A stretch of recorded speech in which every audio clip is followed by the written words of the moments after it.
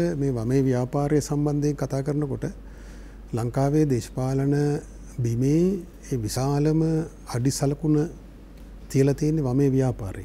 ඒ අතරුණුත් ජනතා විමුක්ති පෙරමුණ සුවිශේෂී. අන්නම් පෙරේරා මහත්මයා, කොලින් ආර්සිල්ලා මහත්මයා වැනි අය 30 දශකයේ එංගලන්තයේ අධ්‍යාපනය ලැබලා ලංකාවට ආපසු ඇවිල්ලා සමාජවාදයේ කියන ඒ සුන්දර සිහිනය හඹා යන දේශපාලන ව්‍යාපාරයක් ලංකාවේ ගොඩනගනවා.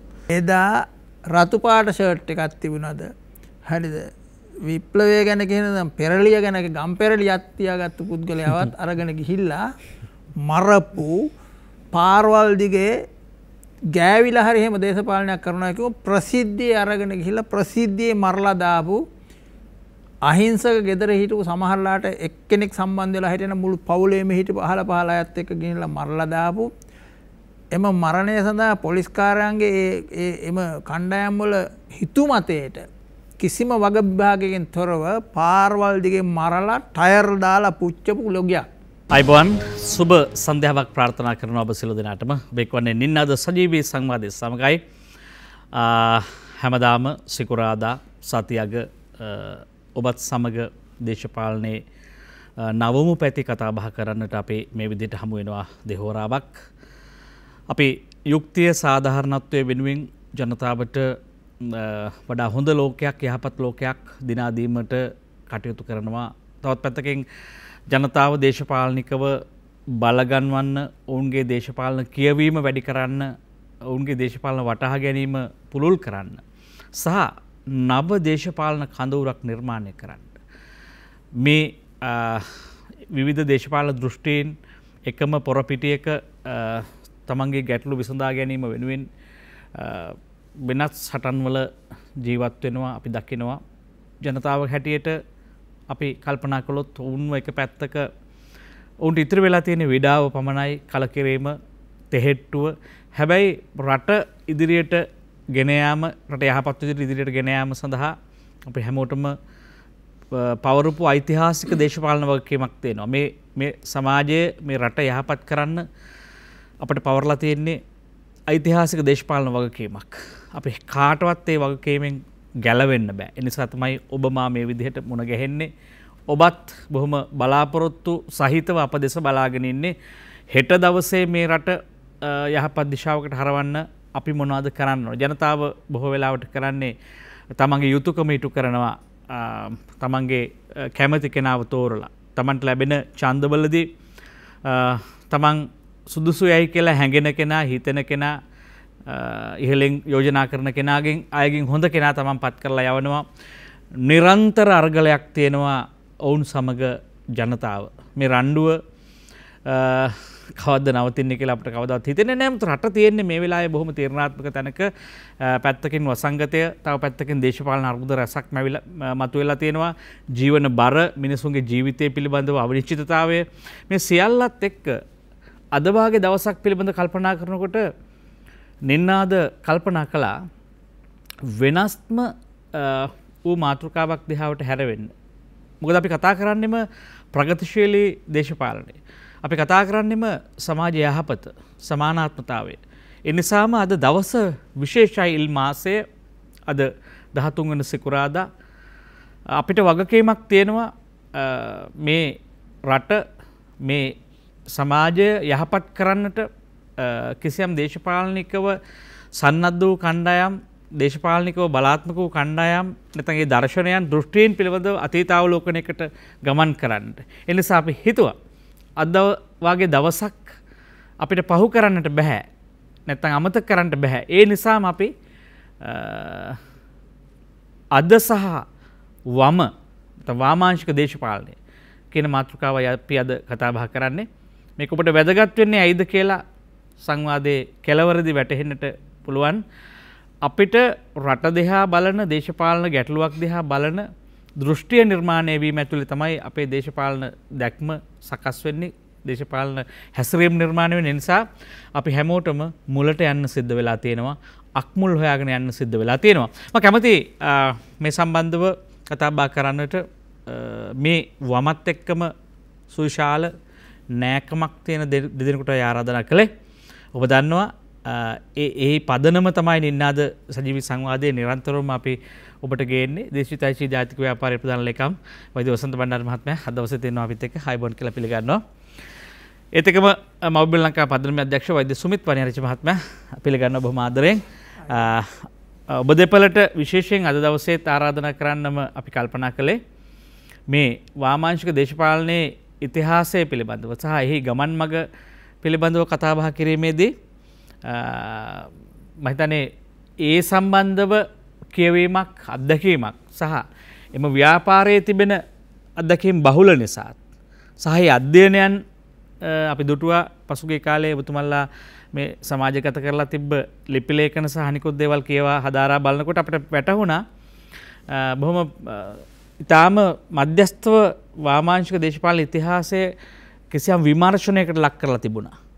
අපේ ඔබතුමන්ලා පළ කරපු ලිපි ලේඛන හරහා. ඒ නිසා අපි කැමතියි දැන් මේ ඒ මාතෘකාවට යන්න කලින් මම කැමතියි අපේ යුතුයකමක් අද වගේ දවසක වැදගත්කම දේශපාලනික වශයෙන් මිනිසුන්ට අද වගේ දවසක් දැනෙනවද කියලා ප්‍රශ්නයකුත් තියෙනවා අලුත් සමාජය ඇතුලේ.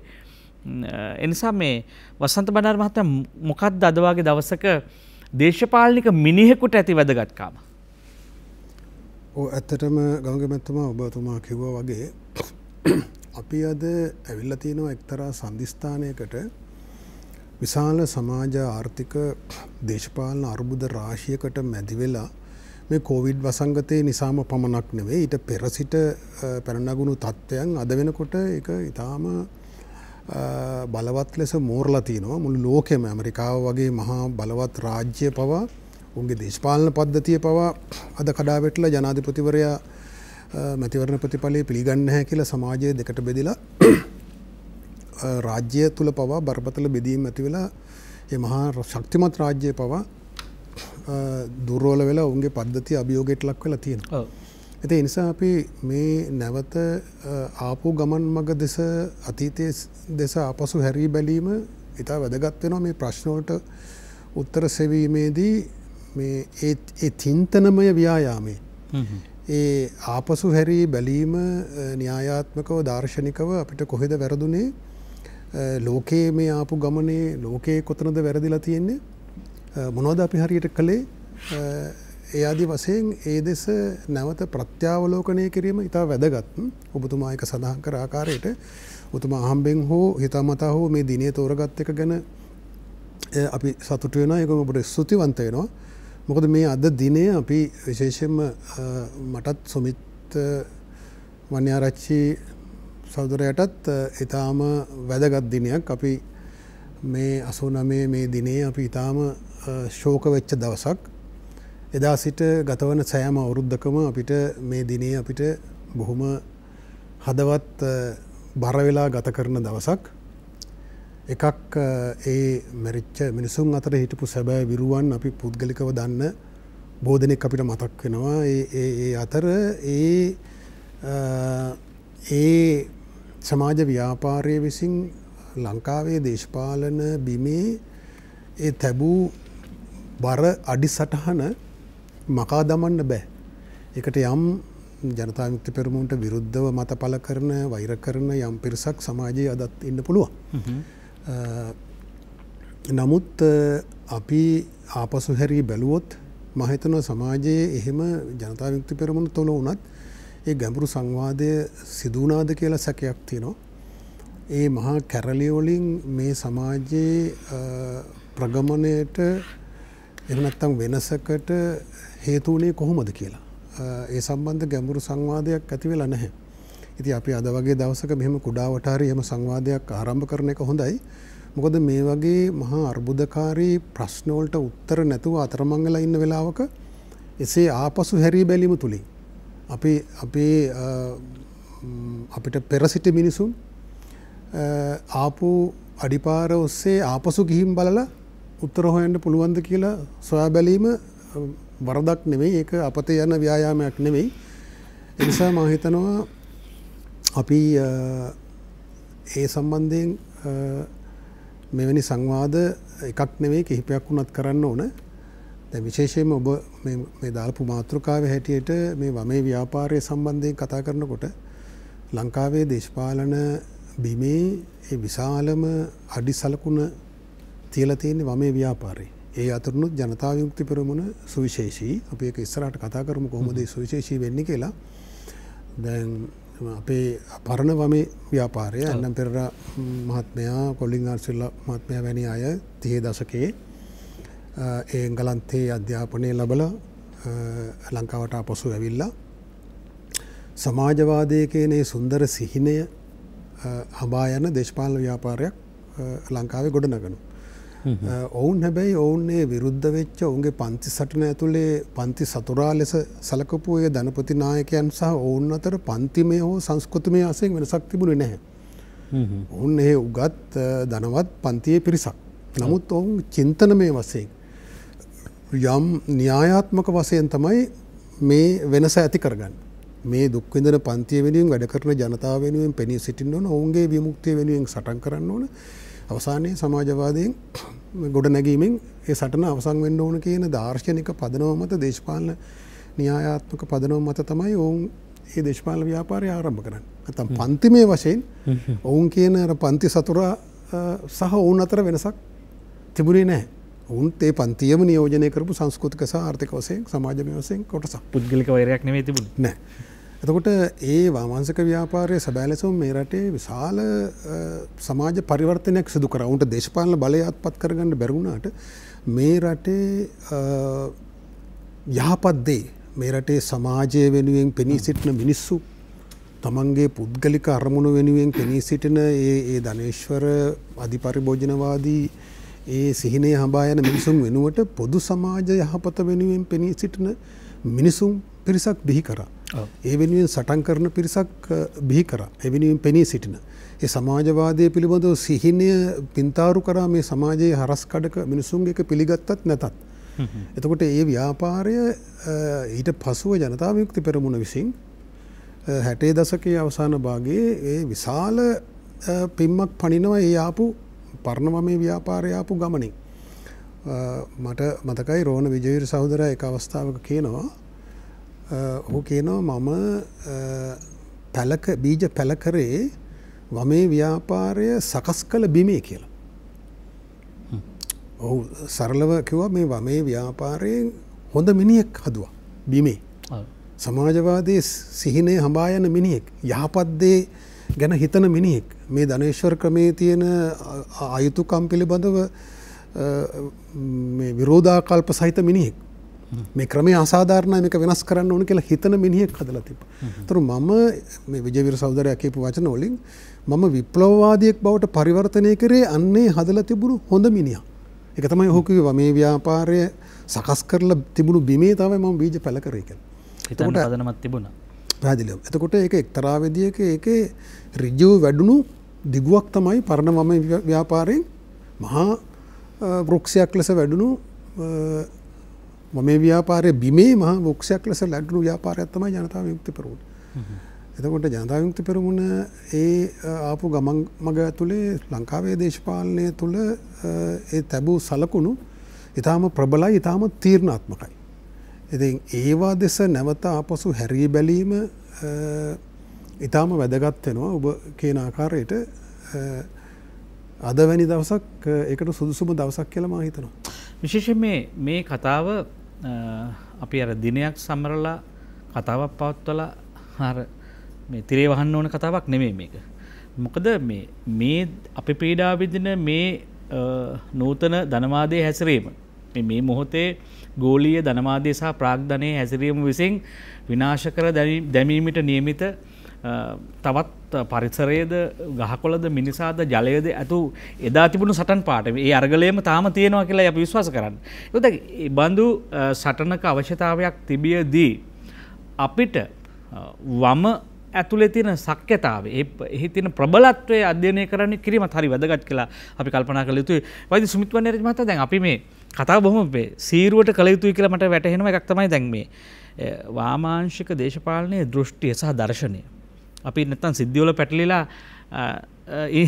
නොයින්ද ඒ දෘෂ්ටියේ තියෙන මේ ප්‍රබලත්වය විශේෂයෙන් අශීලාචාරව ධනවාදයේ නැත්තම් ප්‍රාග්ධනයේ හැසිරීම අසාධාරණයි. දැන් අපි කතා කරන්නේම යුක්ති ගරුක සමාජයක්.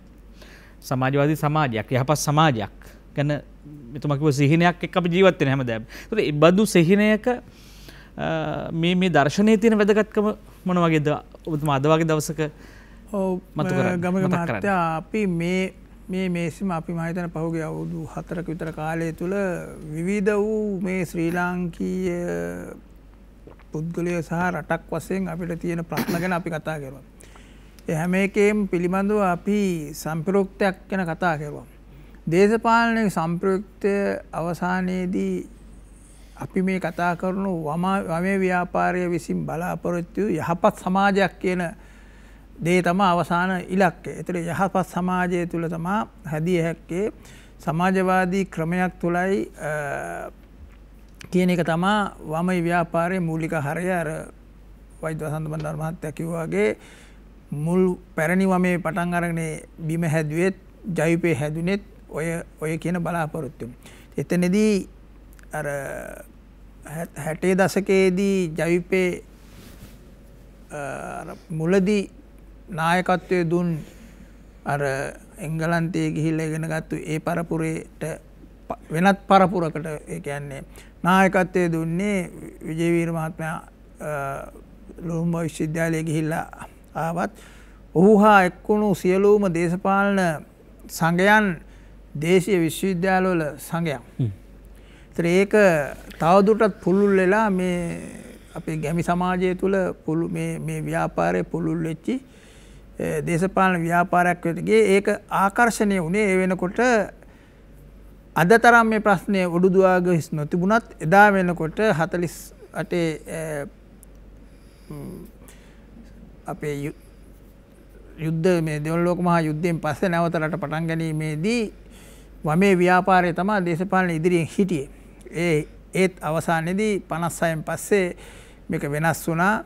ඒත් 77 වෙනකන් 70 සමගි පෙරමුණ ආණ්ඩුවේ 70 සමගි පෙරමුණ ආණ්ඩුවේ තමයි පැරණි වමේ බලය පතුරලා හිටියා. ඔවුන්ගේ එදා සිටපු ඒ වමේ නායකයන් විසින් යමක් කරපු දේ තමයි අද තවරුණත් ඉතුරුලා තියෙන්නේ. ඒ වමේ සම්බන්ධතාව වමේ ජාත්‍යන්තරයත් එක්ක සම්බන්ධතාව තුළ රටට ලැබිච්ච විශාල ප්‍රතිලාභ ප්‍රමාණයක් තිබුණා.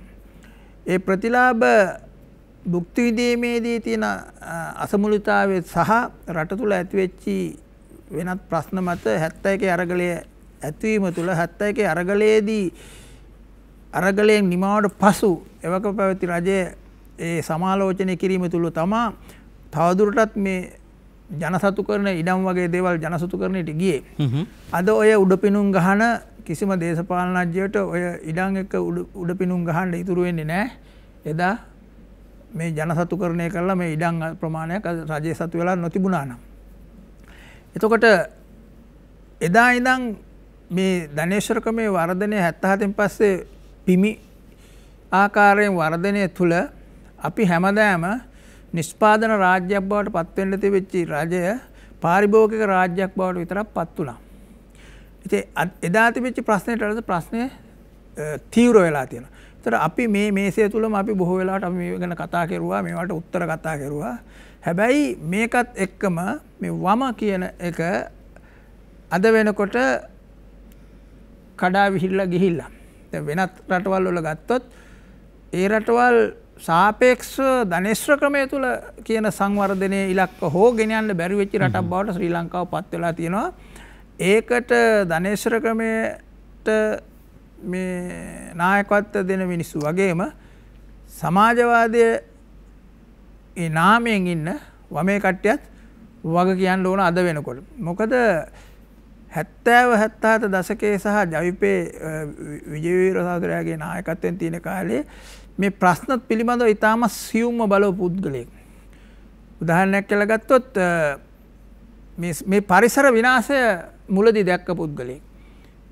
ඔහු ඒ දවස්වල කතා කරලා කිව්වා අධික බෑවුන් සහිත සහ මේ අඩි 5000න් ඉහළ අධික බෑවුන් සහිත කඳු අනිවාර්යෙන් කැලෑ බවට පත් කළ යුතුයි කියලා. අද ඒක අපිට ඔප්පු වෙලා තියෙනවානේ. අපිට අද ජල ප්‍රශ්නේ ඉතාමත් උග්‍ර වෙලා තියෙනවා.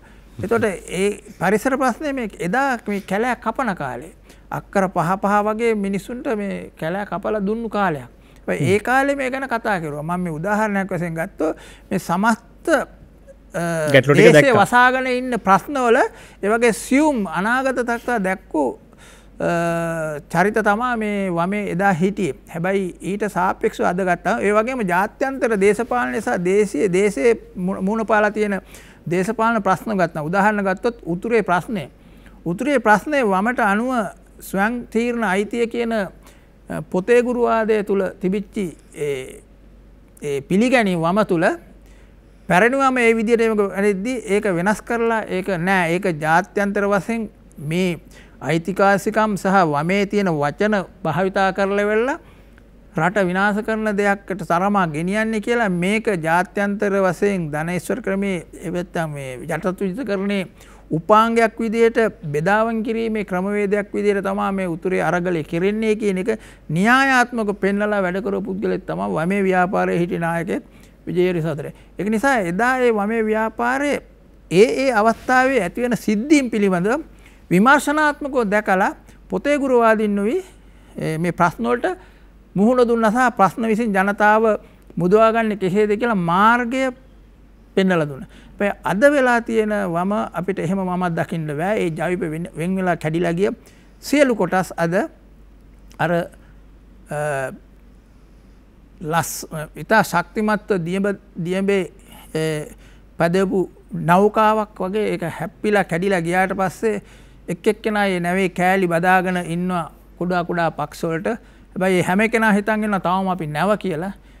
තවමත් හැබැයි මේ නැව විදියට දකින්නේ පාවෙන කුඹගස් කෑලි ප්‍රශ්න තියෙන්නේ ලෑලි කෑලිත් එක්ක ඉන්න කොටස්. ඒගොල්ලෝ සමස්ත ප්‍රශ්නේ දකින්නේ නැහැ. ඒවා ගහගෙන යන්නේ කොහෙටද කියලා ප්‍රශ්නයක් තියෙනවා. මේ ඒක තමයි වැදගත්ම ප්‍රශ්නේ.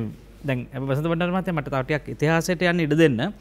මේ සංවාදයේ අපි මම කැමති පෞද්ගලිකව මේ වාමාංශික දේශපාලන දර්ශනයේ දෘෂ්ටියේ ඇති වැදගත්කම සහ එහි තියෙන ප්‍රබලත්වය පිළිබඳව මොකද ඒක ඉතිහාසයේ අපි දැක්කා 60 70 80 දශකවල මාක්ස් කියවන එක ලෙනින් කියවන එක නැත්නම් ගෝර්කි කියවන එක රුසියානු සාහිත්‍ය කියවන එක මේ අපේ ශිෂ්‍ය ව්‍යාපාරය ඇතුළේ ශිෂ්‍යය ඇතුළේ බොහෝ ප්‍රබෝධයට කාරණයක් වුණා. ඒ බඳු සමාජයක් වියකී ගිහිල්ලා මිය ගිහිල්ලා වෙන සතෙක් හදලා හැදිලා තියෙනවා දැන්. ඒතකොට දැන් අද වම කියන එක නිකන් පිළිගැනීම වමේ සංඥාවම අපි පිළිගන්නේ තැනයි ඓතිහාසික වමේ සංඥාවයි පිළිගන්න තැන් දෙක කොහොමද වසන්ත බණ්ඩාර මහත්තයා අපි තේරුම් ගන්නේ? ඔබ කියන එක හරිය. දැන් මේ වෙනකොට මේ සමාජය තුළ ඇති වෙලා තියෙන පරිවර්තනය නිසා තමයි අපිට නැවත මේ ප්‍රත්‍යාවලෝකනය එහෙම නැත්නම් අතීතයට ගොස් සොයා බලන්න සංවාදයක යෙදෙන්න අවශ්‍ය වෙලා තියෙන්නේ. ඒ කියන්නේ අපිට වැරදුනේ කොහෙද මේ තියෙන අභියෝග වලට මුහුණ දෙන්නේ කොහොමද කියලා.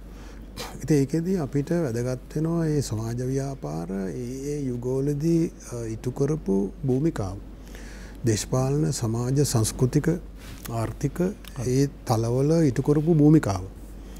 දැන් පැරණි වාමාංශික පක්ෂ ගත්තම ඔවුන් පන්ති සටන මුල් කරගත්ත දේශපාලන ව්‍යාපාරයක් තමයි නිර්මාණය කළේ. ඒ කියන්නේ පීඩිත පන්තිය සහ ධනපති පන්තිය අතර ගැටුම්. එතකොට ඔවුන්ගේ දේශපාලනයේ ඒ සීමාකම නිසාම වෘත්තීය සටන් වලට බොහෝ දුරට සීමා වුණා ඒ සටන්. නමුත් ජනතා විමුක්ති පෙරමුණ ඒ තලයෙන් වෙනස් මානයකට මේ සටන ඇරයි යනවා. ඔවුන් තමයි අධිරාජ්‍ය විරෝධී අරගලිය තුලින් සමාජවාදයට කියන සටන් පාඨය යටතේ ඒ න්‍යායාත්මක තේරීම යටතේ අධිරාජ්‍ය විරෝධී අරගලය මුල් කරගෙන මේ රට ඇතුලේ ඉන්න මේ ධනේශ්වර නායකයන් හරි ආණ්ඩුව නෙවෙයි ප්‍රශ්නේ.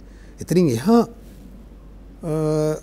මහා ලෝකයේම හසුරවන අධිරාජ්‍යවාදී බලවේගත් එක්කයි මේ සටන තියෙන්නේ. ඒතර ඒකේ කොටසක් තමයි මේක ඇතුලේ තියෙන්නේ. ඒ කියන්නේ පන්ති සටන කියන එකත් මේ අධිරාජ්‍ය විරෝධී අරගලයේ කොටසක්. ඒක ඇතුලේ තියෙන එක වියුක්තව නෙවෙයි කියන එක. ඒ නිසා තමයි ජනතා විමුක්ති පෙරමුණ සහ මේ පරණ වමේ ව්‍යාපාරය වෙනස් වෙන්නේ. සංස්කෘතික වශයෙන්ුත් යම් වෙනස්කම් අපිට පෙන්වන්න පුළුවන්. අතර මේ කියන්නේ දැන් පරණ ව්‍යාපාරය වමේ ව්‍යාපාරය ගත්තොත් අපි අද ඉතුරුලා ඉන්න අපි හිතමු තිස්ස විතරණ අපේ මහාචාර්යතුමා ඒ වගේම ඩියු ගුණසේකර වගේ මැතිතුමා වගේ අය ගත්තොත් අපි පුද්ගලිකවත් අසුරු කරලා තිනවා දන්නවා. ඔවුන් ඊටාම ගුණ යහපත් පුද්ගලයන්. බොහොම අල්පේච්ඡ සාමාන්‍ය ජීවිතයක් ගත කරන නිහතමානී ආදර්ශවත් චරිත. ඔවුන් ඒ ආදර්ශය මේ රටේ පරණ පරපුරට දුන්නා. මාකිවර විජේවීර සහෝදරයා කියලා තිනවා කියලා මේ ඔවුන් හොඳ මිනිසුන් හැදුවා අපි ඒ හොඳ මිනිසුන් විප්ලවවාදීන් බවට පත් කළා කියලා. එතකොට ඒක කිසිසේත්ම අව탁ෂුරු කිරීමක් මම කරන්නේ නැහැ. නමුත් ජනතා විමුක්ති පෙරමුණ අර කියන සිහින සමාජවාදී සිහිනය හඹාගෙන යන යහපත් මිනිහා ජීවිත පරිත්‍යාගයෙන් ඒ ඉලක්කය කරා තල්ලු කරන්න පුළුවන් වෙන විදිහේ අභ්‍යන්තරයෙන් වෙනස් කරපු මිනිහෙක් හැදුවා. රට වෙනුවෙන් තමන්ගේ අරමුණ වෙනුවෙන් ජීවිතය පූජා කරන්න සූදානම් මිනිහෙක් හැදුවා. හරි. ඒක ක්‍රමානුකූලව අධ්‍යාපනය ඇතුලේ සටන් ඇතුලේ තමයි මේ මිනිහ හැදුවේ. අපි ඒක දැක්කා 89 දී කාලෙදී කොහොමද ඒ ව්‍යාපාරය ඒ මහා දේශපාලන භූමිකාවක් ඉටු කරේ ඒ හදපු මිනිහත් එක්ක. ඒ හදපු මිනිහ තමයි අර මහා දේශපාලන භූමිකාව ඉටු කරන්නේ. කියන්නේ අපි නාට්‍යයක් ගත්තත් ඒ නාට්‍යයේ ඒ පුහුණු කරන චරිතයට අනුවනේ ඒ පිටපත අනුව රඟපාන්න පුළුවන් වෙන්නේ. එතකොට එදා තිබුණු මේ මහා අභියෝගයට ඒ දේශපාලන අභියෝගයට ඒක විශේෂයෙන්ම කතා කරන්න ඕන ජනතා විමුක්ති පෙරමුණ මේ හදපු සංස්කෘතික මිනිහා දියුණු දේශපාලන සත්වයා ඒකට එහාට ගිහිල්ලා ඔවුන් ඉටු කරපු දේශපාලන භූමිකාව අරක හරි සුවිශේෂී අපි ගැන කතා කරන්න ඕන.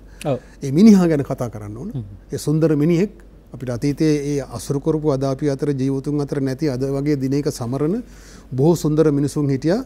ඔවුන් මනුෂ්‍යත්වයේ ඉක්මවා ගිය මිනිසුන්ද එහෙම නැත්නම් හිතපු සහ ක්‍රියා කරපු විදිය ඔවුන් තමන්ගේ ජීවිත පරිත්‍යාග කරපු විදිය අනුන් වෙනුවෙන් ඒ ඉටු කරපු යුතුයකම් සමාජ ව්‍යාපාරයක් තුල කරපු කැපකිරීම ඒවා අද ආපසු හැරී මතක් කරාම අදාහ ගන්නත් බැරි තරම් සමහරට අපිට අර කියන්නේ බෝධිසත්ව චරිතද කියලා කියන්න පුළුවන් ඒ වචනේ සුදුසු කියලා මට තේරෙන්නේ නැහැ. නමුත් මම ඒක හිතින් පාවිච්චි කරනවා.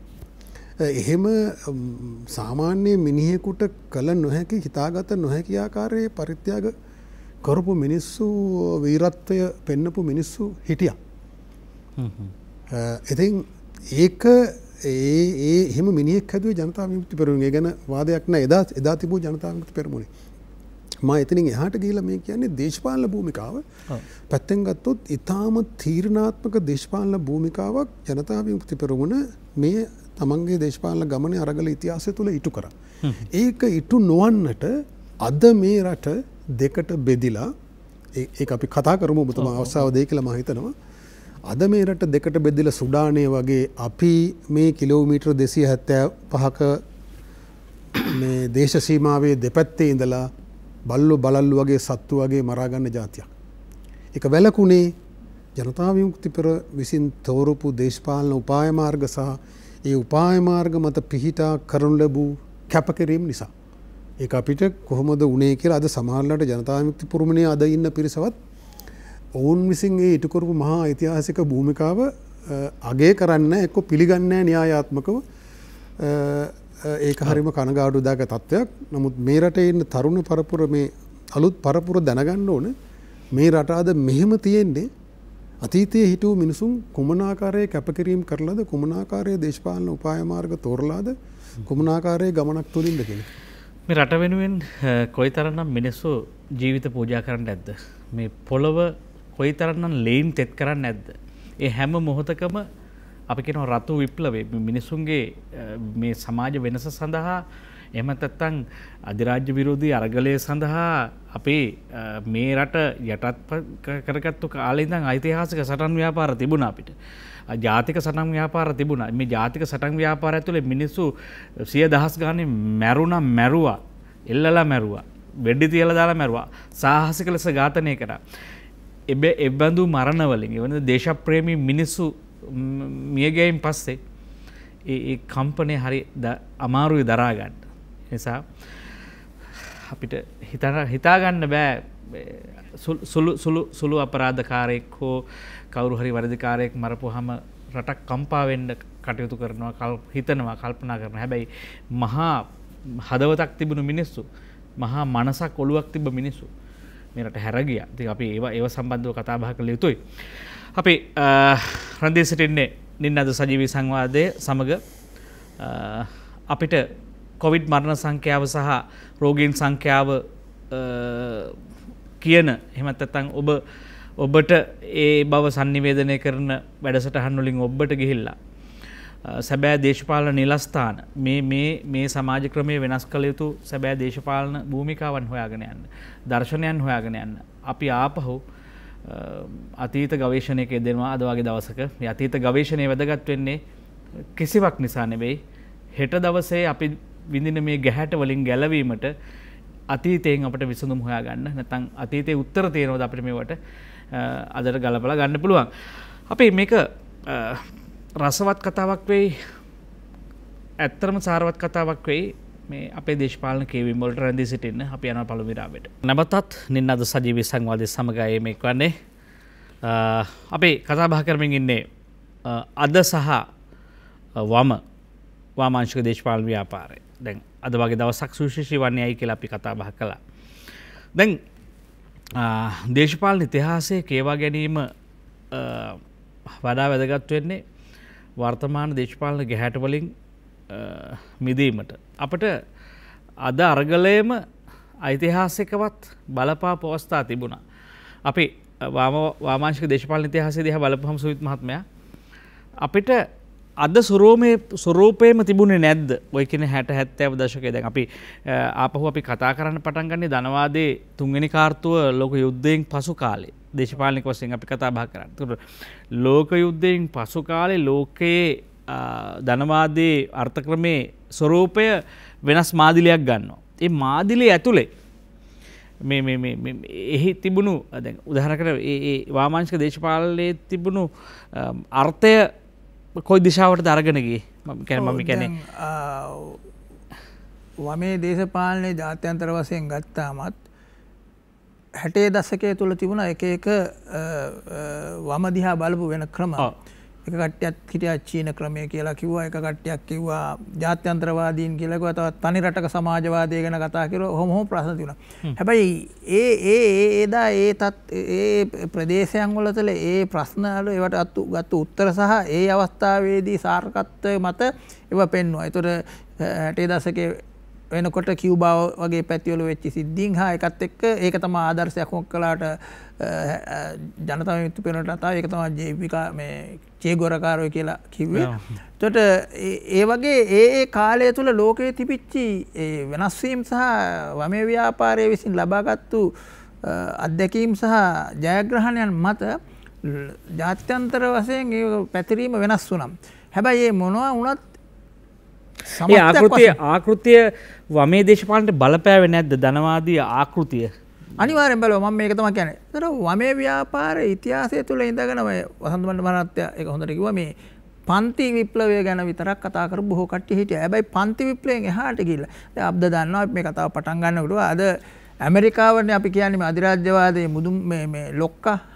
එතකොට මේ අධිරාජ්‍යවාදයේ නොහොත් එහෙම නැත්නම් මේ ප්‍රාග්ධනය එක්රස් වීම ප්‍රාග්ධනය ලෝකයේ තුල අර වැටකඩුළු නැතුව ගලා යාම තුල ලාභය සඳහා ගැනීමේදී මේ රටක් වශයෙන් හිතීමට වඩා එහෙම නැත්නම් අර දේශහිතයිසී කතාවක් නැහැ.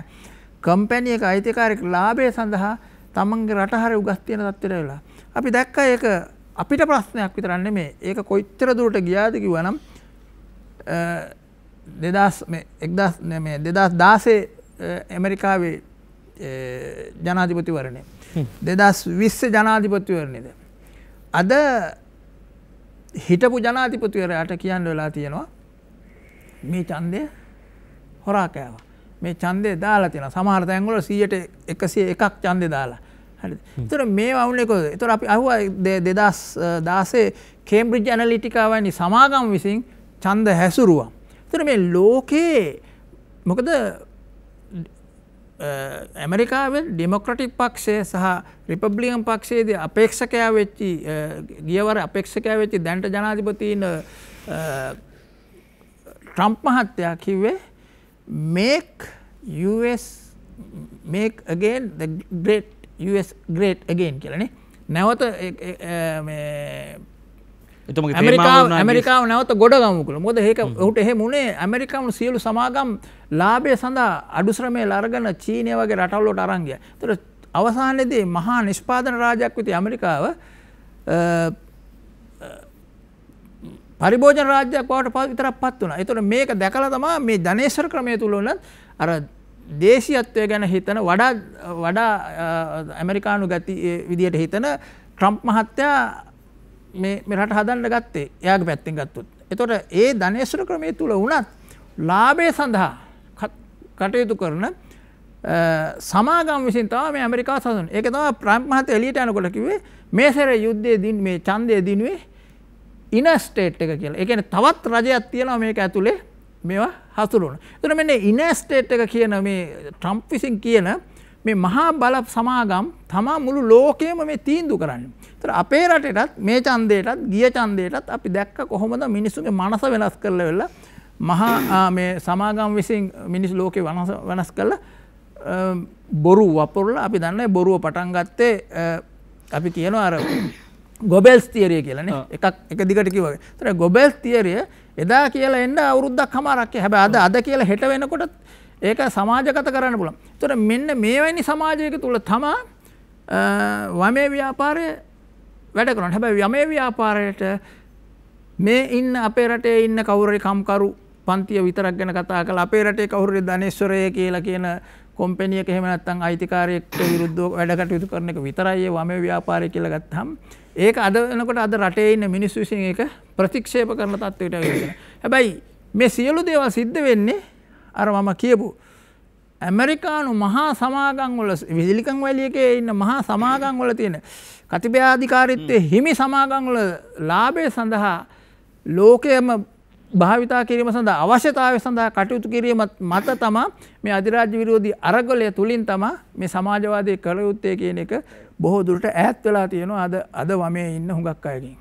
වමේ හිටලා ජයපේ ඉඳලා ජයපේ 2ට 3ට කැඩලා ගිහලා ජයපේ ප්‍රධාන කොටස් දෙකෙන් කේඩරේ හිටපු කොටසත් හිතන්නේ මේ විදියට. ඒක බොහොම ඛේදවත් එකක්. දැන් මේ වම දෙදරා යෑම වම විනාශ වීම කියලා තවත් අය කියනවා. නැත්තම් වම කොයි පැත්තටද ගමන් කරේ කියලා තව ප්‍රශ්නයක් තියෙනවා වෛද්‍ය වසන්ත බඩාර මහත්මයා. දැන් අපි දැන් මෙහිම විදිහට කල්පනා කළොත් දැන් වමයයි කියව දැන් අපි ශ්‍රී ලංකා නිදහස් පක්ෂය වැනි පක්ෂත් කිසියම් වමේ ස්වරූපයකින් වමේ මුහුණුවරකින් තමයි ආරම්භ කළා කියලා එහි ආරම්භක පුරෝගාමීන් කියන්නේ. එතකොට ඊට බලපාලා තිබ්බද මේ පැහැදිලි වමේ ව්‍යාපාරවල කම්කරු පක්ෂ වෘත්තීය සමිති සහ අනිත් කණ්ඩායම් වල බලපෑම තිබුණාද ඒ බඳු දේශපාලන ව්‍යාපාරවලට ඉතිහාසයේ?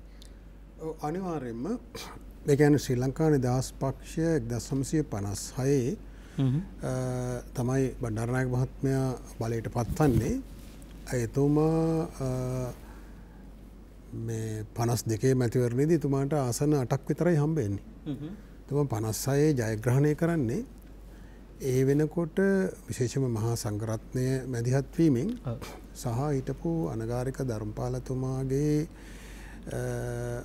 සමග ඒ ධර්මපාල චින්තනයේ ඉතුරු වෙලා හිටපු ඒ බොහොම උගත් බුද්ධිමත් සමාජ කොටස් එකතු වෙලා යම් ප්‍රතිපත්තිමය බලපෑමක් කරා එදා දසපනත කියලා කිව්වේ. ඒක පිටුපස්සේ හිටිය බොහෝ පිරිසක් ඒ වාමවාදී චින්තනය, ජාතිකවාදී චින්තනය, ධර්මපාල චින්තනය අනුගමනය කළ පිළිගත්ත පිරිසක්. එනිසා ඒ උපතින්ම යම් වාමවාදී ලක්ෂණ, ජාතිකවාදී ලක්ෂණ බණ්ඩාරනායක පාලනය තුළට ඇතුල් වුණා. ඉන්පස්සේ සිරිමාව මැතිණිය කාලෙදී සභාගාණ්ඩුව තුළ ඒ බලපෑම තවත් ප්‍රබල වුණා. මේ ජනතා විමුක්ති පෙරමුණ පැත්තෙන් ගත්තොත් එහෙම ජනතා විමුක්ති පෙරමුණ වමේ පරණ වමේ ව්‍යාපාරයට වඩා වෙනස් වෙනකොට අත් වශයෙන්ම රෝහණ විජේවීර සහෝදරයා දුටුවා 56 විප්ලවය. 56 සමාජ විප්ලවයේ ගාමක බලවේගය කුමක්ද කියලා. ඒ ජාතිකවාදී බලවේගය ධර්මපාල පරපුරේ බලපෑම ඔහු දුටුවා. එනිසා තමයි ජනතා විමුක්ති පෙරමුණ බිහිවීමේදී ඒ තුල පරණ වමේ ව්‍යාපාරයට වඩා වාමවාදී ජාතිකවාදී ලක්ෂණ එකතුළු පෙන්නුම් කරන්න. විශේෂත්වය ඒකයි. ඔහු අර මේ රටක් නැති ලෝක සමාජවාදය වෙනුවෙන් පෙනී සිටින, පන්ති සටන වෙනුවෙන් පෙනී සිටින ව්‍යාපාරයක් වෙනුවට මේ මහ පොළොවේ මේ සමාජ සංස්කෘතික තලයේ පැල කරපු සිටගත්ත මිනිහෙක් හදන්න ඕන කියන ව්‍යාපාරයක් තමයි ඔහු හදන්නේ. ආරම්භයේ සිටම ඒ 56 ව්‍යාපාරයේ ජයග්‍රහණය තුලින් ඔහු දුටුවා මෙන්න මේ ජාතික බලවේගය. අපි ඒකත් කතා කරමු මොකද්ද මේ ජාතික බලවේගය කියලා. මේ විශාල මේ භූමිකාවක් ඉටු කරනවා කියන එක ඔහු දුටුවා. ඔව් දත් මේ දැන් දේශපාලන වාම විශේෂයෙන් ජනතා විමුක්ති පෙරමුණ බිහිවීමෙන් පසුවත් අපි දුටුවා විජේවීරගේ සටන් පාඨ ඇතුලේ අධිරාජ්‍යවාදී මේ අර්ගලේ ඔයිට එහි සටන් බල ගන්න ඕන කියන කාර්ය විශේෂයෙන් ඉන්දියානු ව්‍යාප්තවාදය දැන් මේ තරුණ අසහනය ප්‍රධාන ප්‍රශ්න ටිකක් ඉදිරියට ගන්නවා. ඒකට අර පැරණි වමේ දැක්කේ නැති සටන් පාඨ ජනතා විමුක්ති පෙරමුණ එනවත් එක්කම කරලියට එනවා. හැබැයි එතකොට දැන් ඒ බඳු දැඩි මර්ධනකාරී වැඩපිළිවෙලක් ඊට එරෙහි වෙනව නේද චේගුරා යන නමින් හඳුන්වනවා මේ දැඩි මතවාදීම ගැටලු ගොඩකට මුහුණ දෙන්නේ නැද්ද ඉතිහාසයේ වම ව්‍යාපාරයේ? මෙහෙමයි. දැන් 71 වෙනකොටත් ජනතා විමුක්ති පෙරමුණේ ප්‍රධාන සටන් පාඨය වුණේ අධිරාජ්‍යවාදයට විනාශය ජනතාවට විමුක්තිය. ඒ කියන්නේ මේ අධිරාජ්‍යවාදය තමයි ප්‍රධාන හතුරා. ඒ අධිරාජ්‍යවාදයට එරෙහි සටන ඇතුලේ තමයි අර මා කලින් කියපු පන්ති සටන තියෙන්නේ. ඔය කියන තරුණ අසහනයට උත්තර හොයන ඒක පිළිඹු වෙන සටන තියෙන්නේ. හරි. ඉතින් එතකොට මේ ඒ දශකයෙන් අපි 70 දශකයේ මේ 71 අරගලයෙන් පසුව ඒ මර්ධනයට ලක්වීම ඒවා දැන් ඉතිහාසයේ තියෙන දෙයක්. අපි ඊට වඩා තව බරපතල දේවල් ටිකක් තියෙන නිසා මම හිතනවා අපිට වෙලාව මදි වෙයි කියලා. එතකොට 79 විතර කාලේ 78 79 කාලේ විජේවීර සහෝදරයා නැවත සිරෙන් නිදහස් වෙලා ඇවිල්ලා ඒ නැවත 71 පසු නැගී සිටීමේදී මේ අධිරාජ්‍ය විරෝධී අරගලයේ හැඩතල ඒ වෙනකොට වෙනස් වෙනවා. ඒ කියන්නේ දේශපාලන අධිරාජ්‍ය විරෝධී අරගලයේ විවිධ සටන් පෙරමුණු තියෙනවා. දේශපාලන සටන් පෙරමුණක් තියෙනවා. ඒකේ ආර්ථික සටන් පෙරමුණක්, සමාජ සංස්කෘතික පෙරමුණක්. එතකොට මේ සමාජවාදයේ හදන ගමන ඒක රික්තකයක් ඇතුලේ නෙවෙයි තියෙන්නේ. ජනතා විමුක්ති පෙරමුණ හෝ වමේ පක්ෂයක් සමාජවාදයේ විශ්වාස කරනවා. ඒ සමාජවාදයේ සමාජයක් ගොඩනගන්න අවශ්‍ය සමාජ ව්‍යාපාරය හදනවා. මිනිස්සු කැමති කරගන්නවා, අධ්‍යාපනය දෙනවා, සටන් කරනවා. ඒක එහෙම සරල සුගම ගමනක් නෙවෙයි. ඒ ගමන සිදුවෙන අතරතුර මේ රටට එරෙහිව මේ ගමනට එරෙහිව සමාජවාදයට එරෙහිව සමාජයේ පොදු යහපතට එරෙහිව ක්‍රියාත්මක කරන මහා අධිරාජ්‍යවාදී මෙහෙයුමක් තියෙනවා. එතකොට ඒ මෙහෙයුමට එරෙහිව සටන් නොකර මේ ගමන යන්න බෑ. මේ ගමන කියන්නේ මේ සටනේ පිළිඹුවක්. ඒ සටන ඇතුලේ තමයි මේ ගමන තියෙන්නේ.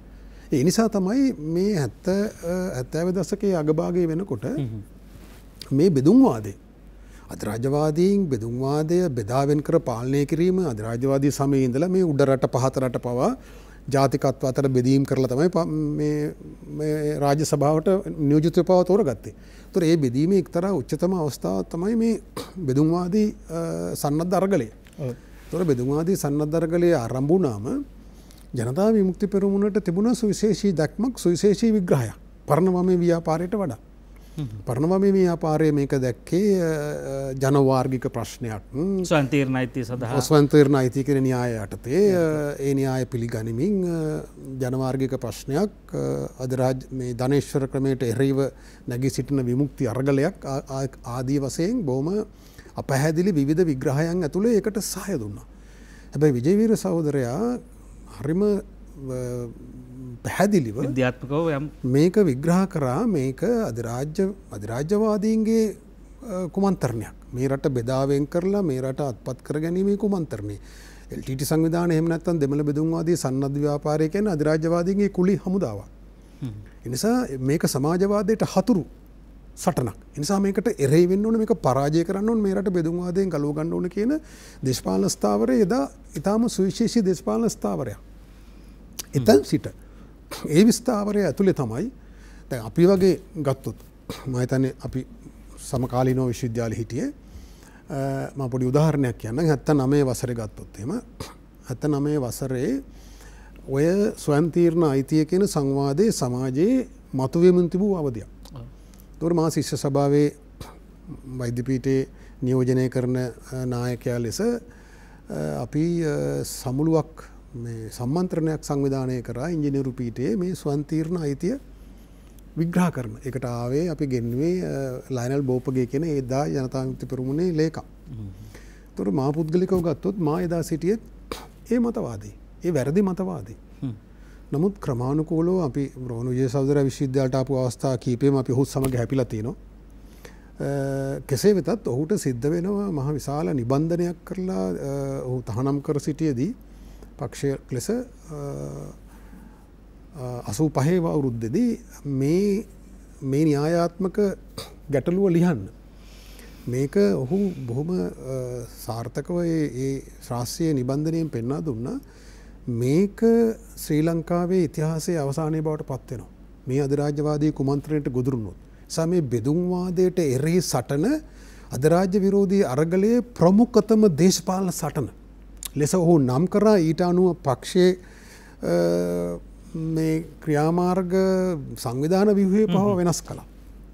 ඒ අනුව තමයි මහා දැවැන්ත විරෝධයක් තමන්ගේ ජීවිතය තමන්ගේ පක්ෂයේ සමාජිකයන්ගේ 60,000ක ජීවිත පරිත්‍යාග කරලා ඊට එරෙහිව මහා සටනක් දියත් කරන්න. ඒ ඉන්දුලංකා ගිවිසුම කියන්නේ මේ අධිරාජ්‍යවාදී කුමන්ත්‍රණය මේ බෙදුම්වාදීන්ට රට දේශපාලන වශයෙන් ඒ මාර්ගසිතියීමේ පළමුවන අදියර. යුද්ධය විතරක් නෙමෙයි මේ දේශපාලන ක්‍රියාමාර්ග මේ ව්‍යවස්ථා සංශෝධනය ඒකම දිගුවක්. ඒතර ආයු සන්නද්ධ අරගලය හරහා ආණ්ඩුව පොළඹවන මේ දේශපාලන ක්‍රියාමාර්ග වලට ඊළඟ පියවර තමයි වෙනම රාජ්‍යයක් ලෙස ප්‍රකාශයට පත් කිරීම. එතකොට ඊට එරෙහිව ඒ තෝරපු සටනේ න්‍යායාත්මක විග්‍රහය අපි වෙනි පිරිස් පවා ඒ නිවැරදි අපි වෙනි දහස් ගණනක් විශ්වවිද්‍යාල ශිෂ්‍යයන්ගේ ඒ වැරදි දේශපාලන ස්ථාවරයන් නිවැරදි කරලා මේ නිවැරදි න්‍යායාත්මක විග්‍රහය හිට ගැස්සුවා.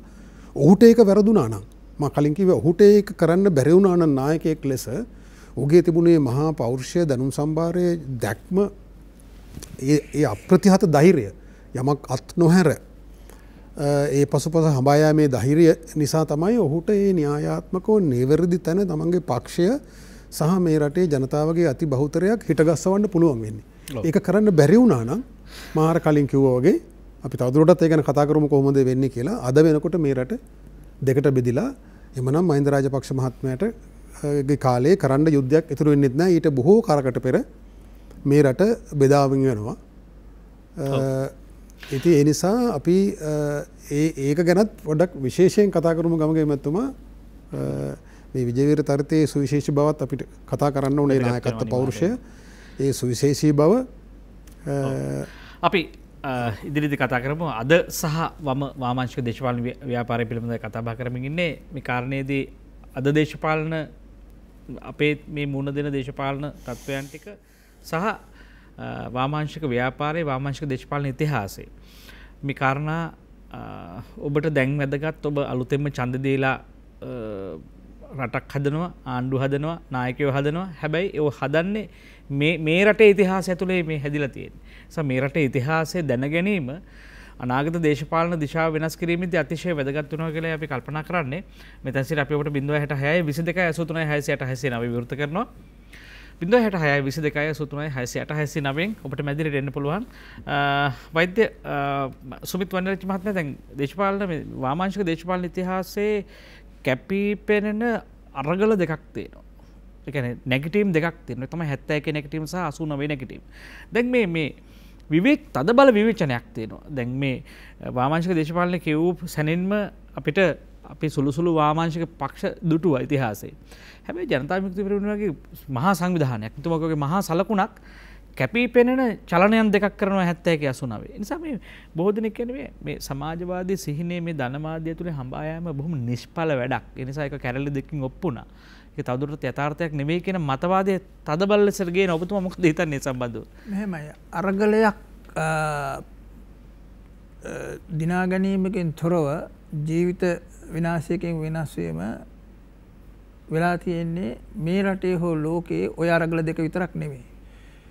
ලෝකයේ හැම අපි ගත්තොත් 818 විප්ලවය. නමුත් මේක වරද්ද ගත්තා කියලා මේ දේශපාලන ඉතිහාසය කියන්නේ. ඒක එක් එක්කෙනාගේ විග්‍රහ කිරීම. ඒකේ සාධාරණ පැතිත් තියෙනවා විග්‍රහ වල අසාධාරණ පැතිත් තියෙනවා. මං කිව්වේ දැන් මේකට ඒක ජයග්‍රහණයකින් තොරව ජීවිත විනාශයකින් අවසන් වීම අවසාන හෝ පළවෙනි එක නෙමෙයි මේ. ඒක මේ රටෙත් එහෙම නෙමෙයි වෙන රටවල වාමාංශික ව්‍යාපාරය තුලත් මේ රටේ විතරක් වෙච්ච සිද්ධියක් නෙමෙයි. අපි ඒක ගත්තොත් ඉන්දු චීන විප්ලවය ගත්තත් මේ මැලේසියාවේ තිබෙච්ච කොමියුනිස්ට් පක්ෂයේ විනාශය, ඉන්දුනීසියාවේ කොමියුනිස්ට් පක්ෂය විනාශ වෙච්ච ප්‍රමාණය, ඒ හැම එකම ගත්තාම මේ ඉතිහාසය කියවන කෙනෙකුට ඉතිහාසය නොදැන ඔය Facebook එකේ කවුරු හරි කරන මේ මඩ පාරක් ගහන කෙනෙකුට කියන්න පුළුවන්. හැබැයි විග්‍රහයක් තුල ලෝක දේශපාලනය කියවපු පුද්ගලයන්ට මේක එකනික එක්ක සමපාත කරලා කතා කරුවොත් මේකෙදිත් මේ මෙතුමා ඉස්සෙල්ලා කිව්වා වගේ උපාය මාර්ග මේ අපි කරන මේ ව්‍යාපාරයේ මේ ස්වාධීනව ඔහොම වැඩෙන්න දෙන්නේ නැහැ. ඒතර ඒකට විරුද්ධව ඒක මර්ධනය කිරීම සහ සියල්ල අනිත් පැත්තෙන් සකසනවා. ඒ සැකසීම තුළ ඒකට මූණ දීමේ ආකාරය සහ ඒක පාලනය කරගැනීමේ ආකාරය සහ එම ව්‍යාපාරය එහෙම නැත්නම් එම ක්‍රියාමාර්ග වෙනත් අය විසින් භාවිතා කිරීම ඒ නමින් භාවිතා කිරීම සිද්ධිත් වුණා. හරිද? අපි දැක්කා 89 අපි ජීවිත බේරගත්තු මිනිස්සු අපේ ජීවිත පිළිගන්නත් ආවේ සමහර ආවේ ජනතා විමුක්ති පෙරමුණේම ආකාරයේ මොඩලේ වෙනත් කණ්ඩායම් විසින් ප්‍රාකියයි කළු බලල්ලු කියයි විශේෂ කණ්ඩායම් ආවා. එතකොට ඒවා තුල මේ පක්ෂය තුලත් ඒ සමහර විට ඒකට නතු වෙච්චි ඒවත් එක්ක ගණිත කරපු ඒ වගේම අර කේඩරීය වශයෙන් මධ්‍යස්තව තීන්දුව తీරන ගැනීමේ සහ පාලනය කිරීමේ හැකියාව ගිලිහි ගිය කාලයක් තිබුණා අවසානයේ. අපි වුණත් අපි එදා හිටපු මිනිස්සු අපිටත් ඔබතෝ කෝටික ප්‍රශ්න වෙලා තියෙනවා සමහර දේවල් කොහෙන්ද මේවා වෙන්නේ කොහෙන්ද මේවා වෙන්නේ කියලා. ඉතින් ඒ අරගලය තුල විශාල මර්ධනය තුල ඒ මර්ධනයේ හස්තය කියලා කියන්නේ රාජ්‍ය මැදිහත්වීම රාජ්‍ය හමුදා මැදිහත්වීම පමණක් නොවේ. ඒක විවිධාකාරයෙන් ඒක සිද්ධ වුණා. ඒක තුල පීලි පැනීම් සිද්ධ වෙලා තියෙනවා ප්‍රාදේශීය වශයෙන් පටන්. හැබැයි අවසානයේදී ඒ එකිනෙකා අතර සම්බන්ධතාවය සහ නායකත්වයත් එක්ක ඒක පාලනය කර ගැනීමේ නොහැකියාවත් යම් ස්ථංගවල සිද්ධ වෙන්න ඇති. හැබැයි කෙසේ වෙතත් මේ හිටපු පුද්ගලයන්ගේ අර අපි ඉස්සෙල්ලා කතා කරු ජීව ගුණය අවසානයේ දක්වා ජීවිත පරිත්‍යාගයෙන් තමා බලාපොරොත්තු සඳහා පෙනී සිටීමේ හැවුල් සියලු මේ ජීවිත පරිත්‍යාග කරපු අය ඒ දෙක ඒ දෙක හැමදෙන ඒ කිසිම කෙනෙක් තමන්ගේ පවුල වෙනින්වත් තමන් වෙනින්වත් යමක් කිරීම සඳහා නෙමෙයි රට වෙනුවෙන් යමක් කිරීමට සහ බලය ලබා ගැනීම සඳහා පාරිශුද්ධ අරගලයක් තිබුණා. පාරිශුද්ධ අරගලයක්. වසන්ත බණ්ඩාර මහත්මයා දැන් අපිට 71 මෙහාට කාලේ පරිච්ඡේදය කතා කරමු අද දක්වා. ඒතකොට දැන් අපි 71 අරගලයෙන් පස්සුව නැවත ප්‍රජාතන්ත්‍රවාදී ප්‍රවාහයට එන්න අවසරය ලැබෙනවා රෝණ විජේවීර සහෝදරයාට. ඒ කියන්නේ ප්‍රජාතන්ත්‍රවාදී ප්‍රවාහයට එන්න හැදෙනවා 82 ජනාධිපතිවරණයේදී. නමුත් ඒ එන්නේ නැහැ. මිනිස්සු 71 අද 71 ඊටාම පිවිතුරු සංවිධානයක්. බොහොම ඊටාම සුජාත අරමුණු තියෙන්නේ. හැබැයි එන්න බැරි වෙනවා ප්‍රජාතන්ත්‍රවාදී ප්‍රවාහයට. ඇයි එහෙම වෙන්නේ? ඒතකොට දැන් අපි එක විදිහකින් බැරි වුණා අනිත් විදිහෙන් ඔච්චර ප්‍රබලත්වයක් තිබුණා නම්. ඔව් මෙහෙමයි දැන් අර මට පොඩි දෙයක් අපේ සුමිත් කියපු දෙයට එකතු කරන්න ඕන. ඒකෙන් නැත්තම් පොඩි වරදව වට ගැනීමක් එන්න පුළුවන්. ඒ නිසා දැන් සුමිත්තේ ජයග්‍රහණයෙන් කෙලවර නොවුනා කියලා හැඳුන්වන්නේ සමාජවාදී ඒ අවසාන අරමුණට සාපේක්ෂව.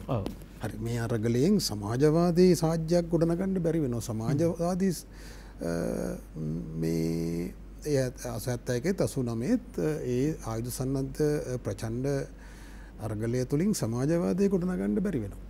ඒක තමයි ඔය කියන්නේ මේක මහා අපරාධයක් වුණා. ඉතින් ඒකේ පරාජයෙන් කෙලවුණා කියලා. හැබැයි ඒක එහෙම නෙමෙයි. සමාජවාදයට මෙහා මේ අධිරාජ්‍ය විරෝධී අරගලයේ බොහෝ සටන්බින් තියෙනවා. එතකොට මේ 89 දී ඒ කරපු පරිත්‍යාගයන් ඇත්ත වශයෙන්ම ජයග්‍රහණයෙන් තමයි කෙලවර වෙන්නේ. ඒ ජයග්‍රහණය තමයි අර කිව්වේ මේ බෙදුම්වාදී අරගලයේදී තීරණාත්මක පරාජයක් එදා ආණ්ඩුවට අත්පත් කරලා දෙනවා. මේ මහා ආණ්ඩුව ජයග්‍රහණය කළා තමයි මේ ව්‍යාපාරය විනාශ කළා. හැබැයි එදා ඒ ඉන්දු ලංකා ගිවිසුමට එරෙහිව මේ මහා බරපතල සමාජ විරෝධයක් හැදුවා. න්‍යායාත්මකව දාර්ශනිකව මේක විග්‍රහ කරා මේ බෙදුම්වාදී සන්නද්ධ ව්‍යාපාරය කියන අධිරාජ්‍යවාදීන්ගේ අතකොළුවක් කුලී හමුදාවක් මේ බෙදුම්වාදය කියන අධිරාජ්‍යවාදයේ දේශපාලන සටන්බිමේ ප්‍රමුඛතම මේ ක්‍රියාන්විතය ඒක පරාජය වුණොත් ඒක මේ රට දෙකට බෙදිලා මරාගන්න ජාතියක් බිහි වෙනවා. ඒක සමාජවාදයට හතුරුයි කියන න්‍යායාත්මක පැහැදිලි කිරීම තහවුරු කිරීම විශාල ජයග්‍රහණයක්. එතකොට එදා රෝණ විජේවීර සහෝදරයා ඒසා විශාල පරිත්‍යාගයක් කරලා ඒ තමන්ගේ දේශපාලන ව්‍යාපාරයේ භෞතික වශයෙන් විනාශ වුණා. නමුත් ඒක අධ්‍යාත්මිකව විනාශ වුණේ නැහැ. ඒ න්‍යායාත්මක මඟ පෙන්වීම විනාශ වුණේ නැහැ. හරි. එතකොට ඒ මඟ පෙන්වීම නිසා තමයි 94 දී ඔවුන් නැවත නැගිටීමේදී සෝමවංශ අමරසිංහගේ නායකත්වයේ යටතේ මේ බෙදුම්වාදී විරෝධී සටන ප්‍රමුඛතම සටන බවට පත් කරගන්නේ. ඒ න්‍යායාත්මක පදනම මත දෙපා තබා ඔවුන් නැගී සිටින්නේ අර කරපු පරිත්‍යාගයේ ඒසා විශාල නිසා. හරි. ඒ නිසා ඒක පරාජයක් නෙවෙයි. ඒක පරාජයක් නම් ඉතින් මේ අපි අද වෙනකොට මේ බෙදුම්වාදයට ගොදුරු වෙලා සුඩානය වගේ දෙකට බෙදලා මරා ගන්න ඕනේ. එතකොට ඒ සෝමවංශ අමරසිංහ දෙවෙනි වර නායකත්වයේ දෙනකොට මේ ව්‍යාපාරයට අර එදා රෝණ විජේවීර න්‍යායාත්මකව හිටගස්සපු ඒ ප්‍රබල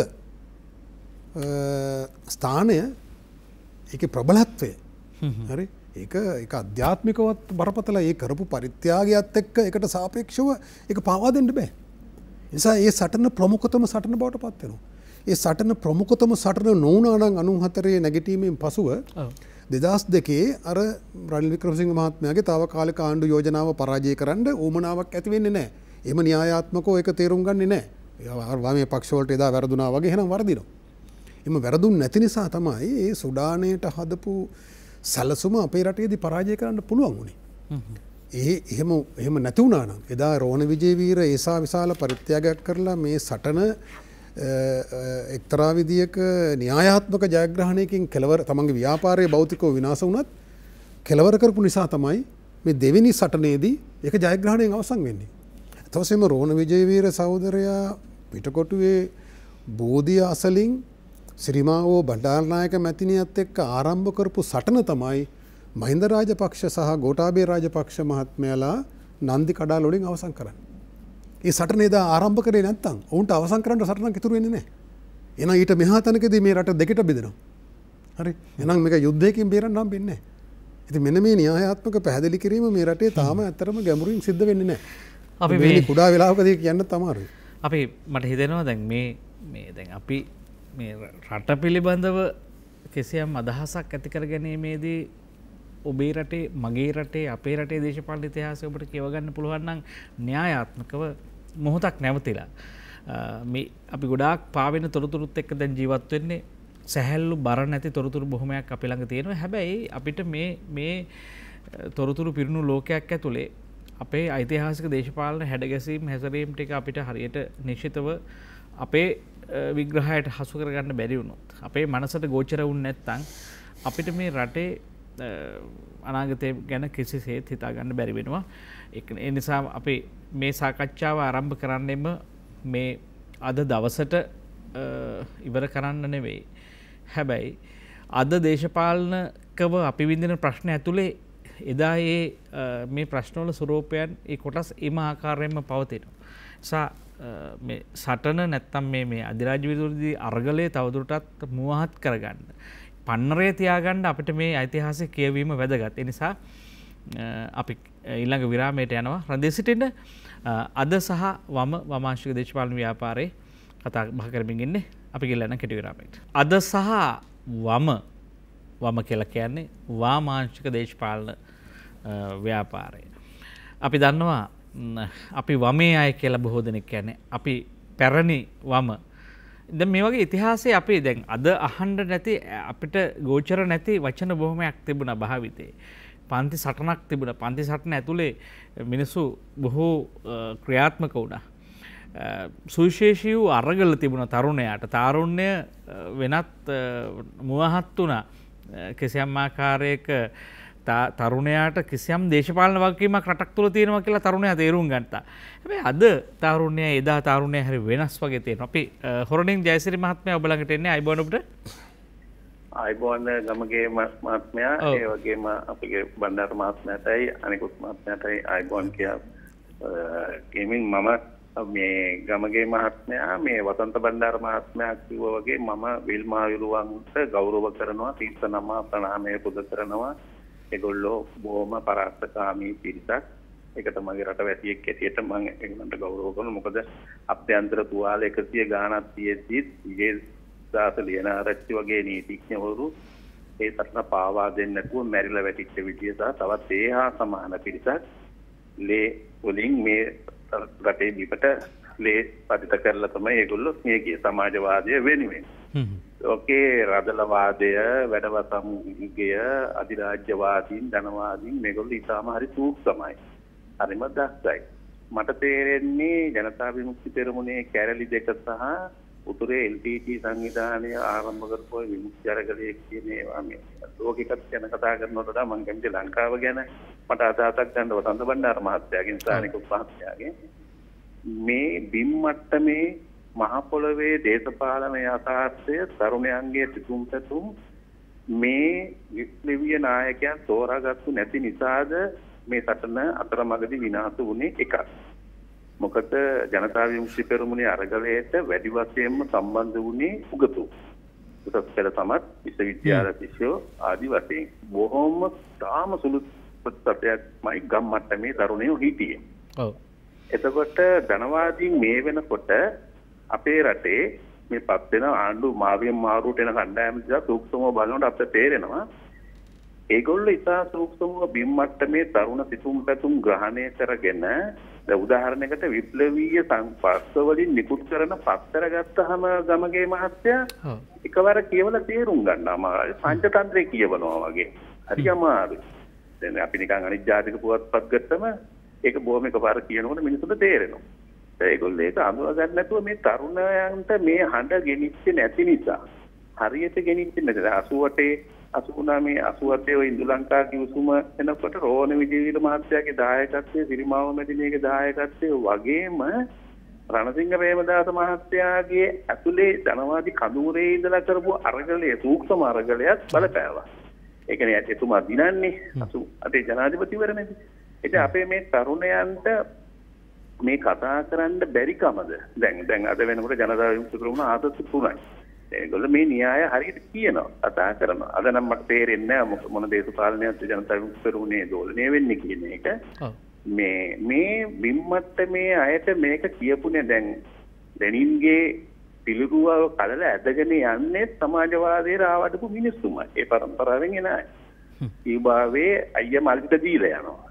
චීනේ අද වෙනම ආර්ථිකයක් එක්ක විවෘත ආර්ථිකෙත් එක්ක යනවා සමාජවාදයේ පැත්තකට විසික් කරනවා. දැන් අපි වම අද මේ වෙනකොට මේ ධනවාදී කඳවුරුත් එක්ක යම් සූක්ෂම දේශපාලන වලට ගිය නිසා කඳවුරු වලට එකතු වෙච්ච නිසා නේද අද ලාංකීය වම කියන සංකල්ප තරුණයන් ගිලිහිලා ගිහිල්ලා අද ඊටාම දරුණු විදියට බෞද්ධාතික සමාගම් ධනවාදීන් එක්ක එකතු වෙලා අද තරුණ පිරිසට ආයුධ ගන්න දෙන්නේ නැතුව කුඩු ගංජා වැනි දේවල් සීක්‍රියෙන් ව්‍යාප්ත කරලා මේකට මූණ දෙන්න මොකද්ද සමාජවාදී කඳවුරේ අපේ වමේ තියෙන සූදානම් කල්පේ ඒක තමයි පැහැදිලි කරගන්න ඕනේ. බොහොම ස්තුතියි ඔබට 066 22 83 689 ඔබතුමා විග්‍රහයකුත් එක්ක ඉදිරිපත් කරන්නේ. තව අමතුමකට අපි යන්නම්. මතුකුමටයි අපි යන්නේ අනිල් මහත්මයා ඔබටයි කතා කරන්නේ අයබෝන්. අනිල් මහත්මයා අයබෝන්. හෙලෝ අයබෝන්. අයබෝන් අනිල් මහත්මයා ඔබ සම්බන්ධ වෙලා කතා කරන්නේ. ඕ මේ මට පොඩි ප්‍රශ්නයක් තියෙනවා දැනගන්න. ඔව්. අයබෝන් ඇහෙනවද? ඇහෙනවා ඔබතුමා සම්බන්ධ වෙලා ඉන්න ප්‍රශ්නේ අහන්න අපේ. ඔව් රයිට්. මේකයි දැන් ජයිතේ දේශපාලන ව්‍යාපාරය හරහා විශාල මේ දේපල ප්‍රමාණයක් මේ විනාශ වුණානේ. ඔව්. විනාශ කරා හරි එහෙම එකක් වුණා කියලා කියනවා. උත්තර බස් ප්‍රමාණයක් පිටුවා කියලා මෙහෙම කියනවා. ඔව්. දැන් අදටත් දේශපාලන මේ ඔය පාර්ලිමේන්තුවේ මම දකිනවා ඒකට චෝදනා කරනවා. අදටත්. හැබැයි ඊට වඩා මේ දේපල සංහාර මේ මිනිස් සංහාර ඊට පස්සෙත් වුණා. ඒ ගැන කවුරුත් කතා කරන්නේ නැහැ. යන්නේ ඒ ගැන මට පොඩ්ඩක් මේ උත්තර දෙන්න. බොහොම ස්තුතියි ඔබතුමන්ට 066 22 689 අද සහවම වාමාංශික දේශපාලන ව්‍යාපාරයේ අපි මාතෘකාව ඔබට කතා කරන්න පුළුවන්. වසන්ත බණ්ඩාර මහත්මයා ඔබ ළඟට පසු වෙන්න. සුමිත් බණ්ඩාරජ මහත්මයා දැන් ඔබතුමාට උත්තරයක් තියෙනවා. දැන් මේ කියපු කාරණා අනුකූල කරගැනීමෙන් උත්තරයක් ඔබතුමාට දෙන්න පුළුවන්. ඒත් එක මගේ ප්‍රශ්නයක්ත් තියෙනවා. උත්තරයක් දීලා ඉන්නවද? බලමු මේ ප්‍රශ්නේ තරකට අදාළ එකක්ද? ඔව් දැන් විශේෂයෙන් මම අහන්න තියෙන්නේ දැන් මේ රාජ්‍ය මර්ධනයක් තිබුණා දැන්. විශේෂයෙන් වාමාංශික දේශපාලන ව්‍යාපාරයට වමේ පක්ෂවලට බරපතල රාජ්‍ය මර්ධන වැඩපිළිවෙලක් තිබුණා. එදා පුවත්පත් කියවපුවාම සමස්තයේ ජාතික පුවත්පත්වල එදා එවකට ආණ්ඩුවේ තිබුණු පුවත්පත් සමස්තයම දැඩිව විවේචනය කරන වාමාංශික දේශපාලන ව්‍යාපාරය. දැඩි පහර ගැහින් ප්ලක් කරනවා. හැබැයි ඒ මර්ධනයද බලපෑවේ මේ වම විනාශ වෙන්නේ. ඒ මෑතුගේ දක්වා රාජ්‍ය මර්ධනය විශේෂයෙන් රණසිංහ ප්‍රේමදාස මහත්මයා බලයට පත්වෙච්ච කාලය දක්වා කැරල්ල මැඩලීම දක්වා 89 කැරල්ල මර්ධනය කිරීම දක්වා එන කාලයක් වකවානු තුර මර්ධන වැඩපිළිවෙල බලපෑවද වම විනාශ වෙන්නේ. ගමගේ මහත්මයා අද මේ කතා කරන ප්‍රජාතන්ත්‍රවාදය ගැන කතා කරන මානව නිදහස ගැන කතා කරන යම් කිසි කෙනෙක් මුළු රටේම තරුණ පරපුර විනාශ කරන කුඩු ව්‍යාපාරයට සම්බන්ධ වෙලා ඉන්න කුඩුකාරයෙක් හිරේට ගත්තාම ඔහුගේ මානව නිදහස ගැන කතා කරන කාලයක් නෙමේ 89 තිබුණේ. හරිද? එදා රතු පාට ෂර්ට් එකක් තිබුණාද? හරිද? විප්ලවය ගැන කියන පෙරලිය ගැන ගම් පෙරලියක් තියාගත්තු පුද්ගලයාවත් අරගෙන ගිහිල්ලා මරපු පාරවල් දිගේ ගෑවිලා හරි එහෙම දේශපාලනයක් කරනවා කිව්ව ප්‍රසිද්ධිය අරගෙන ගිහිල්ලා ප්‍රසිද්ධියේ මරලා දාපු අහිංසක ගෙදර හිටපු සමහරලාට එක්කෙනෙක් සම්බන්ධ වෙලා හිටින මුළු පවුලේම හිටපු අහල පහල අයත් එක්ක ගිහිල්ලා මරලා දාපු එම මරණය සඳහා පොලිස් කාර්යාංගයේ එම කණ්ඩායම් වල හිතුමතේට කිසිම වග විභාගයකින් තොරව පාරවල් දිගේ මරලා ටයර් දාලා පුච්චපු ලොගයක්. ඒ කාලය තුල ඒ ව්‍යාපාරය තුල වුණත් ඔය බේරීම සඳහා යම් යම් උපාය මාර්ග පටන් ගන්න ඇති. ලස්සනට ඒ හිටපු කට්ටියට ඔය අද කතා කරන ඔය ව්‍යාපාරයට මඩ ගහන එහෙම නැත්නම් ගිනි තිබ්බයයි කියලා කියන පුද්ගලයෝ ඔය 60000ක් තරුණයෝ අමුමේ පාරවල් දුවේ මරලා ඇම්මේ ඒ මරලා දාන කාලේ තමයි ඔය සිද්ධින් සිද්ධ වුණේ. ඒ මරලා දාන කාලේ තමයි සිද්ධින් සිද්ධ වුණේ. එහෙම නැතුව අනවර්තයේ මේ පොදු දේපල විනාශ කිරීමේ උමතුවක් එම කණ්ඩායමට තිබුණ නැහැ. අපි එම කණ්ඩායම එදා කාලයේදී නියෝජනය කරපු පුද්ගලයෝ වශයෙන් ඒ මනස අපි කියවන්න දන්නවා. ඒක නිසා මිනිසුන් ඒ බේරීම සඳහා සමහරට ඒ වෙලාවේදී තෝරාගත්තු ඒත් හුදකලා වූ සමාජය තුළ තෝරාගත් පසුබැසීම සඳහා සමහර දේවල් තෝරා ගන්න ඇති. හැබැයි ඒ එහෙම වැඩ කරුවේ ඔය අද කතා කරන විවේචනය කරන සමාජයක් තුළ නෙමෙයි. එළියට බහින්න බැරි එක එක කණ්ඩායම් හදලා විශාල වශයෙන් පුද්ගලයන්ට ඒ දේශපාලන අයිතිය නැති කරලා ජීවත් වීමේ අයිතිය නැති කරලා කොළ දන්නවා දස වද දීලා. ඔව් සිද්ධි හැටියට ගත්තොත් අමානුෂික විදිහට ඉතින් එහෙම තත්ත්වයක තුල තමයි ඔය සිද්ධීන් සිද්ධ වුණේ. හරිද? ඒක නිසා අපිට මේක වෙන් කරලා තව දෙයක් කතා කරන්න බෑ. නමුත් ඒක බලපෑමක් ඒකට කිසියම් ආකාරයක දේශපාලනික වශයෙන් බලපෑව නේද ජනතා විමුක්ති පෙරමුණ සංවිධානයේ පසු කාලීනව.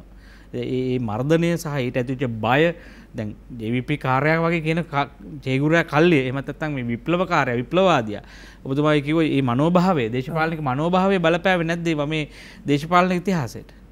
දේශපාලන ඉතිහාසයට යම්සි ප්‍රමාණයක් ඒක බලපෑව නැත්නම් දැන් ඔබ කිව්ව කාරණේදී සමානද?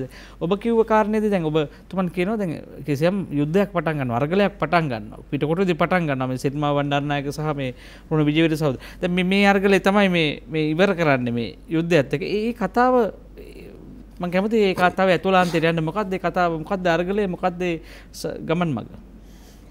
ඔය අතරම ඔය කියන කාලේ මට මතකයි මම එතකොට වෘත්තීය සමිති නායකයෙක් විදියට ජනතා විමුක්ති පෙරමුණේ සෝමවන් සමරසිංහ සහෝදරයා එතකොට ඒ පක්ෂය තහනම් කරලා තිබුණු කාලේ කැඳෙව්වා රැස්වීමක් ඒකට මමත් සහභාගී වුණා. ශිෂ්‍ය නායකයෝ කීප දෙනෙක් සහභාගී වුණා. අද අපි අතර ජීවතුන් අතර නැහැ. රෝණ විජේවීර සහෝදරයාත් ඒකට සහභාගී වුණා. ඒ කියන්නේ ඉන්දුලංකා ගිවිසුමට එරෙහිව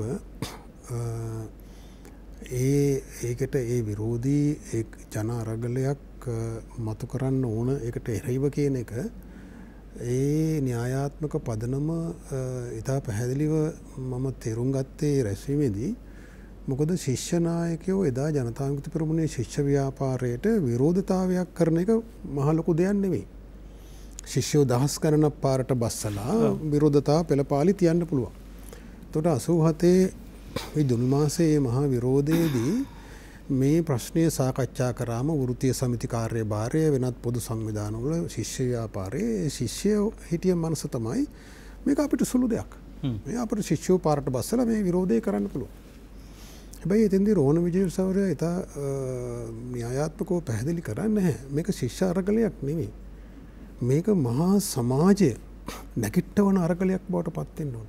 මේකේ අනිකුත් ජාතිකවාදී වාමවාදී බලවේග මේකට එකතු කරගන්න ඕන. එතකොට වාමාංශික පක්ෂය වෙනකොට හිටියේ අනික් පැත්තේ. කියන්නේ මේ ඉන්දු ලංකාවේ උසමහරා දියත් වෙච්ච බෙදුම්වාදී කුමන්ත්‍රණයට ගොදුරු වෙලා. එතකොට නමුත් එදා ඒ විජේවීර සහෝදරයා ඒ තෝරපු උපාය මාර්ගික ප්‍රවේශය ඇතුලේ පිටකොටුව බෝධිය ළඟින් ආරම්භ කරපු සටනට ශ්‍රී ලංකා නිදහස් පක්ෂය එදා මහින්ද රාජපක්ෂ මහත්මයා පවා ඒකට සහභාගී වුණා. දිනේෂ් ගුණවර්ධන මැතිතුමා මේ වාමාංශික පක්ෂ සහ මේ ජාතිකවාදී ජනේශ්වර පක්ෂ මේකට සම්බන්ධ කරගන්න ඕනේ. මේක පොදු ජන අරගලයක් බවට පත් කරන්න. ඒක සුවිශේෂී න්‍යායාත්මක තේරීමක්. ඒ බෙදුම්වාදයට එරෙහිව ඒ සුවිශේෂී න්‍යායාත්මක තේරීම තමයි ඒක හුදු රාජ්‍ය හමුදා සහ කැරලිකරුවන් අතර සටනක් නොවේ. ඒක මේ මහා ජන සමාජයට එරෙහිව කෙරෙන සටනක් බෙදුම්වාදී සටන. එනිසා මහා ජන සමාජයට එරෙහිව නැගිටින්න ඕන. ඒක තමයි සංකේතවත් වුණේ එදා අර මා කියපු අර පුළුල් බහුජන පදනමකින් මේ විරෝධය ඇවිලවීම. එතකොට ඒක තමයි කෙලවර වෙන්නේ නන්දිකඩාල් වලදී කියලා මම කියන්නේ. එදා ඒ තේරීම මත සිටගෙන තමයි සෝමවංශ අමරසිංහ සහෝදරයා එතනින් පසු 94න් පස්සේ දේශපාලන උපාය මාර්ග තෝරන්නේ. එතකොට 94න් පස්සේ එදා රෝණ සහෝදරයා ඉතා අමාරුවෙන් ආරම්භ කරපු දුෂ්කරතා මැද්දේ ඒ පෙළගස්සපු බහුජන බලවේගය ජාතිකවාදී බලවේගය ඉතා විශිෂ්ට විදියට සෝමවංශ අමරසිංහට පුළුවන් වෙනවා නැවත පෙළගස්සන්න 2002 එදා සටන් විරාම ගිවිසුමට එරෙහිව. දේශීය ජාතික ව්‍යාපාරය හදලා මහ විශාල භික්ෂුන් වහන්සේ වෙනත් ජනතා විමුක්ති පෙරමුණේ කේඩරීය බලවේගයට කිට්ටු නොවන සමාජයේ හරස් කඩක් එකතු කරන්න පුළුවන් වෙනවා. මහා ජාතිකවාදී පොදු ජන අරගලයක් මතු කරගන්නවා අර බෙදුම්වාදී ඒ මාර්ග සිතියමට එරෙහිව. තාවකාලික සටන් විරාම ගිවිසුම එනවා, තාවකාලික ආණ්ඩුව එනවා, තාවකාලික ආණ්ඩුව වෙනම රාජ්‍ය බවට පත් කරනවා. ඒතර ඒක තමයි සුඩානයේ සිදු වුණේ. ඒතර මේක නිවැරදිව දැකලා මේක ජනතා විමුක්ති පෙරමුණේ කේඩරීය පක්ෂයක් ලෙස ගන්න ක්‍රියාමාර්ග වලින් මේක පරාජය කරන්න බෑ. එනිසා මේක මහා බහුජන අරගලයක් බවට පත් කරන්න ඕන කියන උපාය මාර්ගික තීන්දුව සෝමවංශ අමරසිංහ එදා ගන්නවා නිවැරදි තීන්දුව. එතුමගෙන් පස්සේ එවැනි දේශපාලන තීරණ තීන්දුවලට ජනතා විමුක්ති පෙරමුණ සංවිධානය එළඹෙනවාද? ඔව් එතුමාගේ පස්සේ වෙච්ච එක අපි ඉස්සරහට කතා කරමු. මම කියන්නේ මේ ඒ තීරීම ඇතුලේ තමයි දැන් බලන්න ජනතා විමුක්ති පෙරමුණට ඒ ජයග්‍රහණ වලින් පස්සේ ලැබෙන මහා විශාල ජන වරමක් ජන බලයක් ආසන 40ක් මේ රටේ හැම ආසනයකම ප්‍රධාන මේ 3 දෙනා ඉහළම මනාප ලබා ගත්තා. එතකොට බලන්නේ සෝමවංශ අමරසිංහ තෝරපු උපාය මාර්ගය කොච්චර නිවැරදි කියලා. ඒතර මේ කේඩරී පක්ෂයේ මහා බහුජන පක්ෂයක් බවට වර්ධනය වෙනවා. ඒක ඇතුලේ තමයි මේ බෙදුම්වාදී න්‍යාය පත්‍රය පරාජය කරන්න පුළුවන් වෙන්නේ. ඊට පස්සේ අර එදා බැරි වෙච්ච 2002 බැරි වෙච්ච తాවකාලික ආණ්ඩුව ගේනවා සුනාමියෙන් පස්සේ සුනාමි සහන මණ්ඩලය විදිහට. එතනින්ත් ඒක පරාජය කරනවා. ඊට පස්සේ මහින්ද රාජපක්ෂ බලයට ගෙනල්ලා මේක යුද්ධයෙන් අවසන් කළ යුතුයි කියන න්‍යායාත්මක පදනම තෝරන්න පුළුවන් වෙන්නේ. ඒක ජයග්‍රහණයෙන් අවසන් කරන්න පුළුවන් වෙන්නේ අර ගොඩනගපු මහා ජන බලය නිසා. එතකොට ඒ උපාය මාර්ගික තේරීම් වලින් ඒකෙන් පිටපැන්නම ඒ භූමිකාව අත්හැරියම. භූමිකාව අත්හැරියට පස්සේ වෙනත් රූපලාවන්‍ය පොඩි පොඩි වෙනස්කම් කරාට දේශපාලන ව්‍යාපාරයකට නැගී සිටින්න බෑ. ඒ අතීත භූමිකාව අත්පත් කරගන්න බෑ. ඉතින් අද ජනතා විමුක්ති පෙරමුණට සිද්ධ වෙලා තියෙන්නේ එදා ඒ ඊට කරපු මහා භූමිකාව අත්හැරීම. අත්හැරීම නිසා වුන් කුඩා වෙලා තියෙනවා. ඔබට මම හිතන්නේ මේ සමාජයේ යම් පිරිසක් කියවලා තියෙන්න පුළුවන්. නෝර්වේ රාජ්‍යයේ නොරාඩ් කියන ආයතනය 2010 වුන්ගේ අධ්‍යයනය පටන් ගන්න යුද්ධයෙන් ඔවුන් පරදුනාට පස්සේ බෙදුම්වාදීන් පරදුනාට පස්සේ මේ ජනතාව ජයග්‍රහණය කරායින් පස්සේ මේ නෝර්වේජියන්ස්ලා තමයි මේ සුඩානයේ බෙදුවා වගේ ලංකාව බෙදන්නේ න්‍යායාත්මක සැලසුම මාර්ග සිතියම සකස් කරන්නේ. ඔවුන් සොයා බලනවා ඔවුන්ට සුඩානයේ බෙදා වෙන් කරන්න පුළුවන් වුණා ශ්‍රී ලංකාව බැරි වෙනවා. ඒ අයි කියලා. ඒ අධ්‍යයනය පෝන්ස් ඔෆ් පීස් කියලා පිටු 80 ගණක් තියෙන වාර්තාවක් සාමයේ ඉත්තෝ කියලා. ඒක එංගලන්තයේ මහාචාර්යවරු 5 දෙනෙක් ලන්ඩන් විශ්වවිද්‍යාලයේ විශාල මුදලක් ගෙවලා තමයි අධ්‍යයනය කරන්නේ. ඒක රාජ්‍ය නොවන සංවිධාන වලට ඒගොල්ලෝ වියදම් කරලා කරපු දේවල් වල මොකද්ද වරද උනේ? කොතනින්ද මේක වැරදුනේ? වැරදීම හොයාගන්නේ වැරද්ද නිවැරදි කරන්නනේ. එතකොට ඒ වාර්තාවේ ඉතා පැහැදිලිව කියනවා ප්‍රධාන සාධක ප්‍රමාණයක් ඔවුන් පරදින්න. එකක් තමයි ප්‍රධාන වශයෙන්ම එදා ඒ ජනතා විමුක්ති පෙරමුණ ඉටු කරපු මේ බහුජන භූමිකාව. ඔවුන් කියනවා ජනතා විමුක්ති පෙරමුණ කුඩා කේඩිරිය පක්ෂයක් ලෙස තිබිලා මේ මහා බහුජන ව්‍යාපාරයක් බවට පත්වීම තුල තමයි මේ ඔවුන්ගේ මාර්ගසිතියම පරාජයට පත් වෙන්නේ. ඔවුන්ගේ ඒ සැලසුම පරාජයට පත් වෙන්නේ කියලා ඔවුන් පැහැදිලිව ඒ වාර්තාවේ කියනවා. ඒකෙදි හෙළවරුමේ වගේ පක්ෂ ඊළඟට මේ භික්ෂුන් වහන්සේලා ප්‍රමුඛ මේ බෞද්ධ බලවේගවල නැගී සිටීමත් ඒක ජනතා විමුක්ති පෙරමුණේ මහා සටනට ඒක තල්ලුවක් බවට පත් වුණා. ඒක ඔවුන් කියනවා. ඒ අතර චන්ද්‍රිකා මැතිනිය සහ රනිල් වික්‍රමසිංහ මහත්තයා අතර තිබුණේ පුද්ගලික ගැටුම් ඒවා ගැනත් කියනවා. රාජ්‍ය නොවන සංවිධාන ඔවුන්ගෙන් සල්ලි අරගෙන ඔවුන් වැඩේ කළේ නැහැ. ඔවුන් ඒ සල්ලි කෑවා කියලා ඒවත් කියනවා. ඒ වාර්තාවේ බොහොම දීර්ඝ වාර්තාවක්. කරුණු 12ක් විතර කියනවා ඒගොල්ලන්ට වර්ධින්න හේතු වෙච්ච. ඉතින් මා විශ්වාස කරනවා එතනින් පස්සේ ජනතා විමුක්ති පෙරමුණ තුළ ඇතිවෙච්ච බෙදීම් සහ ඒ පිරිහීමට ලක්වීමට හේතු අපිට සොයනකොට අර වාර්තාවෙන් කියන දේත් සැලකිල්ලට ගන්න ඕන කියලා. ඒ වාර්තාවේ කියනවා මේ ජනතා විමුක්ති පෙරමුණ මෙහෙම භූමිකාවක් ඉටු කරපු නිසා තමයි ඔවුන්ට මේක අපි පරදින්නේ. අපිට සුඩානයේ කරපු දේ කරන්න බැරි වෙන්නේ. එහෙනම් ජනතා විමුක්ති පෙරමුණ විනාශ කිරීම තමයි ඔවුන්ගේ ඊළඟ සටන දිනන්න නම්. එහෙනම් මේක විනාශ කරන්න ඕන. විනාශ කරනවා කියන්නේ භූමිකාව අත්හරින්න ඕන. නැවත මර්ධනයක් කරනවා කියන එක නෙමෙයි. භූමිකාව අත්හැරියම මර්ධනයක් කළාට වඩා ගහක් කැපුවොත් දළු දානවා. හැබැයි මුල කුණු වුණාම දළු දාන්නේ නැහැ. 71 කැපුවා දළු දැම්මා. 89 කැපුවා දළු දැම්මා. හැබැයි ඊට පස්සේ මොකද කරේ මේ අය? මේ වාර්තාවෙන් ඔවුන් ඉගෙන ගන්න පාඩම මේකේ මුල කුණු කරන්න ඕන. භූමිකාව අත්හරින්න ඕන. භූමිකාව අත්හැරියම නිකම්ම මේක පුංචි වෙනවා. ඒක අධිරාජ්‍යවාදීන්ගේ මහා සැලසුමක කොටසක් ලෙස ජනතා විමුක්ති පෙරමුණ අද වෙනකොට මේ වැටි සිටින තත්ත්වයට පත් වුණා කියන එක. ඔවුන් එක්තරා විදිහක කුමන්ත්‍රණයකට ගොදුරු වුණා කියලා මම පුද්ගලිකව සැක කරනවා මේ සියලු අධ්‍යයනයන් කරාම.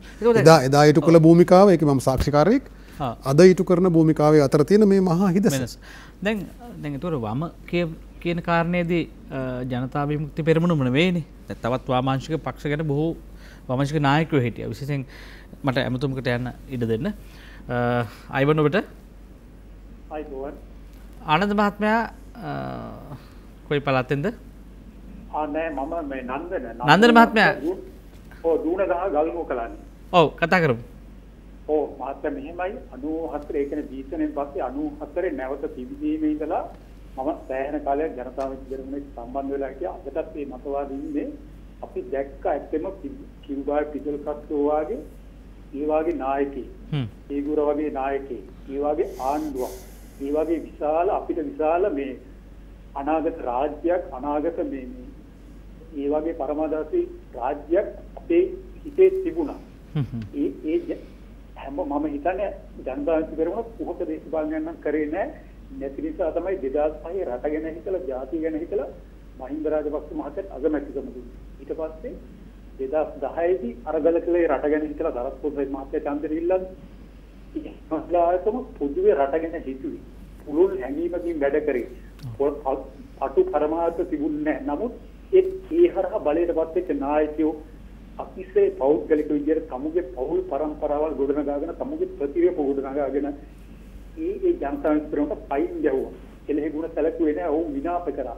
අර තිස්ස මහරහතන් ප්‍රාදේශ සභාව ආදර්ශමත් ප්‍රාදේශ සභාව අමුමේ කඩලා තමුගේ දේශපාලන හයිය යොදලා නැති කෙරුවා. ඒ කියන්නේ කෙලෙහි ගුණ නැති පාලකයෝ තමයි අධිරාජ්‍යවාදී එකතු වෙලා මේ රට විනාශ කරේ. ජනතා විමුක්තිය විනාශ කරේ. ජනතා විමුක්ති පෙරමුණේ විනාශය කියන්නේ මේ රටේ විනාශය සම්බුදු දහමෙන් විනාශය. ඒකයි අද පුදුකාරයෝ බේබද්දෝ පාතාලේ හොරකමේ ඉහළ ඉඳලා පහළටම හොරකම රජ වෙලා මේ රට විනාශ වෙලා තියෙන්නේ.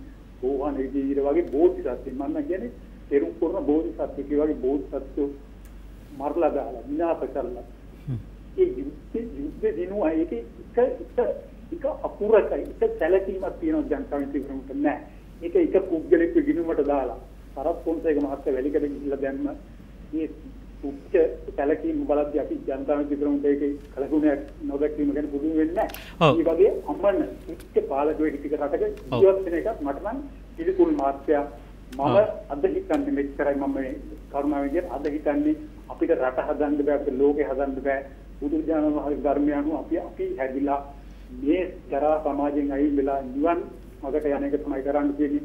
මේ රටවල් හදන්න බෑ මේ වලපල්ලට යන කුච්ච පාලකයන් රටවල් බොහොම ස්තුතියි. බොහොම ස්තුතියි ඔබතුමන්ට අපේ ක්‍රියාකාරී දේශපාලනයක් කරන බොහෝ දෙනෙකුට අවසානයේ කලකිරීමක් ඉතුරු වෙලා තියෙනවා.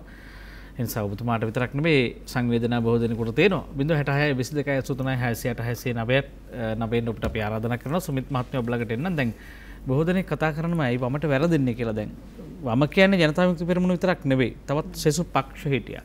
දැන් අපි ඉතිහාසයේ දුටද වාසුදේව නානායක්කාර වැනි චරිත ගත්තාම මේ වගේ මෙතුමා දැන් අපි එවැනි චරිත ඔක්කොම සියල්ලම අද ඒ ගෙවල් අතහැරලා ඇවිල්ලා මේ දක්ෂිණාංශික මේ ධනවාදී පක්ෂ ඇතුලේ කණ්ඩායම් කල්ලි හදාගෙන ඉන්නවා. ඒකට ඒ කට්ටිය කියනවානේ අපි තාම වමේ ඉන්නවා කියලා. අපි තම පරිණි වමේ හිටපු කණ්ඩායම කියලා. අපි 71 කණ්ඩායම කියනවා. හැබැයි ඒ තින්නේ මේ පැත්තේ.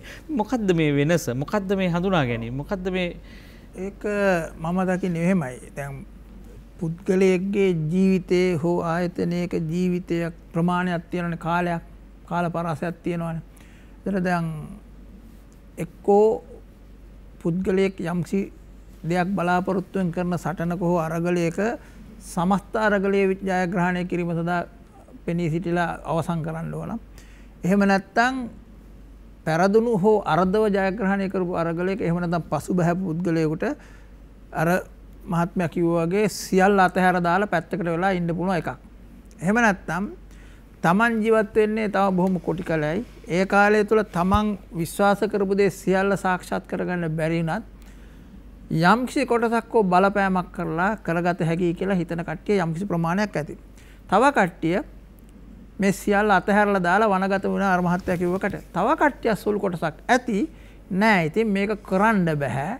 දැන් අර මහත්තයා කියනවා මේක කරන්න සර්වලෝක සත්‍යයන් ධර්මතාවයන් පිළිබඳව කතා තියෙද්දි ඇයි වැරදුනේ? එහෙම උනේ ඇයි මිනිස්සු දෙන්න තල්ලු වෙන්නේ? අපිට තාම කිව්වේ ඔතුමාගේ ප්‍රශ්නය ඇහුවේ මේ ඇයි මෙහෙම වෙලා ඉන්නේ කියලා. මං කිය මේක එක එක කණ්ඩායම් ඉන්න පුළුවන්. ඒ වගේම එක කණ්ඩායම් සමහර කණ්ඩායම් කියලා නම් දැන් මේක කරන්න පුළුවන් කෙලියක් නෙමෙයි. මේක කල හැකි දෙයක් නෙමෙයි. මේක මරදෙනෙන් හෝ මරණයෙන් ඉවර වෙන්නේ. මේක මගේ ජීවිත කාලය තුල මේක ඉවර කරන්න බෑ. ඒකින්ද අරව අතහැරලා අපිත් ඒ තියෙන විදිහට කාලා බීලා ඉඹු කියලා එහෙම කොටසකුත් ඇති.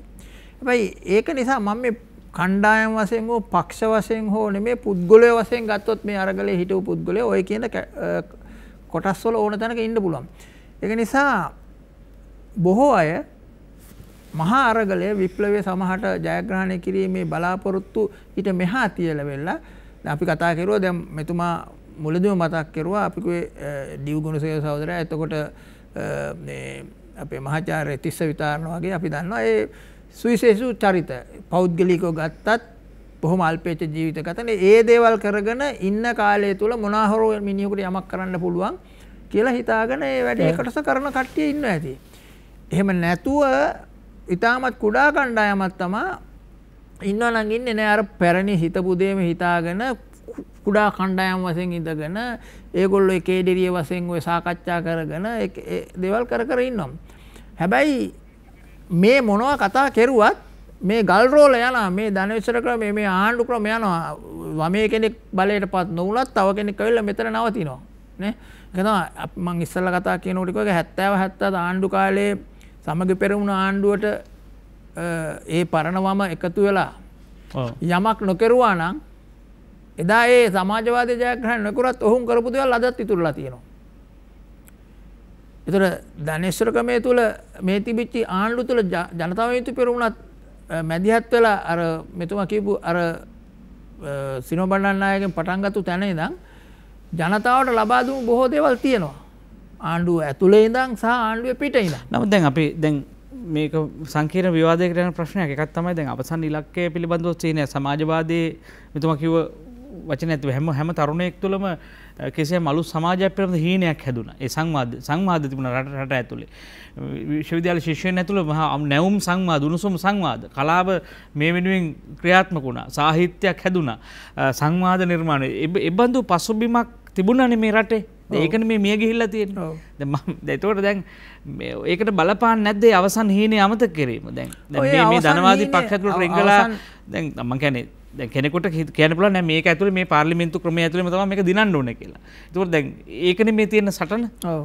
දැන් ඔබතුමා හිතන්නේ නැද්ද ඒක අවසන් හිනේ අමතක කිරීම ඒ සටනේ අවසාන අරමුණු ඉලක්ක අමතක කරලා මේ අවසන් සටන කියන එක අපි එදා දැකපු ඒ ආකාරයටමද කියන එක මට ප්‍රශ්නයක් තියෙනවා. මම ගැන ගත්තොත්. හැබැයි අදට වඩා හොඳ හෙටක් ගැන අපි හැමදාම සීනමවනවා. හරි අපි විරාමයකට යන කාලය ඇවිල්ලා තිනවා. හැබැයි හැමෝම කලකිරිලා ආපහු මේ සංසාරේ කෙටි කර ගැනීමේ මාවත හරි වැදගත්. නමුත් මේ අපි නමින් උපදින අයට මේ රට ටිකක් මීට වඩා හොඳ තැනකට අරගෙන යෑමේ නිදහස් අරගලයක් තියෙනවා කියලා අපි තාම හිතනවා. ඒ අරගලයට පනපවන්නේ පන්නර දෙන්නේ කවුද? එවැනි විරුවොන් අද ඉන්නවද? අද වමට මොකද වෙලා තියෙන්නේ? පැහැදිලි වමක් තියෙනවද? වමේ සෙසු පක්ෂවලට මොකද වෙලා තියෙන්නේ? වෘත්තීය සමිති අරගල කොහෙටද ගමන් කරලා තියෙන්නේ? විශ්වවිද්‍යාල ශිෂ්‍ය සංගම්, ශිෂ්‍ය ව්‍යාපාර කොහෙටද ගමන් කරලා තියෙන්නේ? අපි හැම තැනකම තිබුණා අරගලයක්. හැම තැනකම තිබුණා සටනක්. ඒ සටන් වලට මොකද වෙලා තියෙන්නේ? සටන් කොහෙටද ගිහිල්ලා තියෙන්නේ? වමටද දකුණටද? අපි දන්නේ නැහැ. අපි මේවට උත්තර හොයාගන්න ඕනේ. අපි ගිහිල්ලා යන විරාමයකට. මේ නව දේශපාලන මානයක් පිළිබඳව අදහසක් අවශ්‍යයි. හැබැයි මේ පැරණි ලෝකයේ විනාශ කරලා අලුත් ලෝකයක් හදන එක සම්බන්ධව අපිට තියෙන්නේ අවශ්‍යතාවයක් වුමනාවක්. අරගලය කියන්නේ අපේ ජීවිතේ කොටසක්. හැම මිනිහෙක්ම හැම කෙනෙක්ම මේ සටන් බිමේ ඉන්න කෙනෙක්. ඒකට එයාට එතුමට එතුමියට වගකීමක් තියෙනවා. සහෝදරයට සහෝදරියට වගකීමක් තියෙනවා. මේ රටේ හෙට දවස වෙනුවෙන් න්‍යාය සහ භාවිතය ඉස්සරහට ගෙන යන්න. ඒකට අපිට තිබුණු වාමාංශික දේශපාලන ඉතිහාසයේ බරක් තිබුණා. හැබැයි අද ඒ ස්වරූපේ තියෙනවද කියලා විවාදයක් තියෙනවා. කණ්ඩායමක් කියනවා තියෙනවා කියලා කණ්ඩායමක් කියනවා නැහැ කියලා. වෛද්‍ය වසන්ත බණ්ඩාර මහත්මයා දැන් මෙතන විවාදයක්ත් තියෙනවනේ. ඒකට අපිට වාමාංශික දේශපාලනයේ ඉතිහාසය දිහා අද හිටගෙන ඉතිහාසය දිහා බැලුවොත් දැන් කියන්නේ ඊටාම මහතර තිබිලා හීනි වෙච්ච ස්වරූපයක් වගේ පේනවා ඔබතුමාගේ කතාව ඇතුලේ. දැන් ඒක ඇත්තටම එහෙමද? එහෙම නැත්තම් අපි ටිකක් අපේ අරගලේ මුවහත් කරගෙන තියෙනවද අද දවසේ? අපිට වැරදිලා තියෙනවද නැත්නම් මග වරද්දගෙන තියෙනවද? ඔව් මම පළවෙනිම ඔබට අපි කලින් කිව්වා මේ වාමාංශික ව්‍යාපාරය දේශපාලන ව්‍යාපාරයක් ලෙස පවතින රික්තකයක් ඇතුලේ නෙමෙයි. ඊට එරෙහිව මඩ ගැසීමේ සිට දැන් අද වෙනකොට මේ සමාජ මාධ්‍ය දාලා හරහා ඒක බොහොම දියුණු විදිහට කරන්න පුළුවන් එදාට වඩා විශාල ഘോഷාවක් ඇති කරන්න පුළුවන් මේ සත්‍ය කතා කරන්න සමාජයේ තියෙන ඉඩ අහුලන්න අඩු කරන්න විවිධ ජනමාධ්‍ය හරහා විවිධ ഘോഷාවන් ඇති කිරීමේ ඉඩ අද එදාට වඩා වැඩි. එතකොට මේ සමාජ ව්‍යාපාරය පවතින රික්තකයක නෙමෙයි කියලා මා කිව්වා. ඊට එරෙහිව මේ අධිරාජ්‍යවාදී මේක ද්වන්ද සටනක්. මේ අධිරාජ්‍යවාදී බලවේග විවිධ මනෝවිද්‍යාත්මක උපක්‍රම මර්ධනයේ සිට තුවක්කුවේ සිට විවිධ දියුණු මනෝවිද්‍යාත්මක උපක්‍රම මේකෙදි භාවිත කරනවා. එතකොට සමාජ ව්‍යාපාරයක වැටීම ඒ නායකත්ව භූමිකාව සමාජයෙන් අයින් වුණාම සමාජයේ බරපතල වැටීමකට ලක් වෙනවා. දැන් අපිට පොඩි උදාහරණයක් ගත්තොත් අපි විශ්වවිද්‍යාලයේ හිටපු කාලේ ගත්තොත් එහෙම අද කාලේ අපේ දරුවෝ විශ්වවිද්‍යාලේ ඉඳලා අපිට කියනකො දේවල් අහපුවම අපිට ඒක අහසයි පොළොවේ වගේ දැනෙනවා. දැන් එදා විශ්වවිද්‍යාලයේ හිටියා අසාධාරණට විරුද්ධව සටන් කරන පන්ති තහනම් කරත් මොනවා වුණත් දැනුත් එහෙම ඉන්නව වෙන දේවල් කරලා. එතකොට යම් බැච් එකක් ගත්තත් යම් කණ්ඩායමක් ගත්තත් ඕන වෙලාවක අන් අය වෙනුවෙන් පෙනී සිටින කෙනෙක් හිටියා, නායකත්වය දෙන කෙනෙක් හිටියා. එහෙම නායකත්ව ගුණාංග වැඩෙන පරිසරයක් තිබුණා. එතකොට එහෙම ඒ සටන් ඇතුලේ විවිධ ඉගෙන ගැනීමෙන් ඒ තමන්ගේ දැනුම සහ සටන්කාමීත්වය වර්ධනය වෙන යම් ඉඩක් තිබුණා එදා. ඒතර අද ඒකට නායකත්වය දෙන ව්‍යාපාරයක් තිබුණ නිසා. ඒතකොට මේ ව්‍යාපාරය ශින වෙනකොට ව්‍යාපාරයේ වැටීමත් එක්ක අර ඒ ක්‍රියාකාරීත්වයත් අහෝසි වෙලා යන ක්‍රමයෙන් ඒකක්. අනික් පැත්තෙන් බොහොම සූක්ෂම මනෝවිද්‍යාත්මක උපක්‍රම හරහා මේක ආපසු හැරවීමේ මේ සමාජයේ කැලේ අරන් යාමේ මොළ සුද්ධ කිරීමේ ක්‍රියාන්විතය මේ අද වෙනකොට මේ ජනමාධ්‍ය හරහා විශාල වශයෙන් ඒක සිද්ධ වෙනවා. ඒතර මේ දෙකේම ප්‍රතිඵලයක් ලෙස තමයි මේ අද ඔබ දකින මේ මග වැරදිච්ච තරුණයා මිනිහා අපි අද දකින්නේ. ඒ සමාජවාදය ජීර්ණය වෙන්නේ නැහැ තවදුරටත්.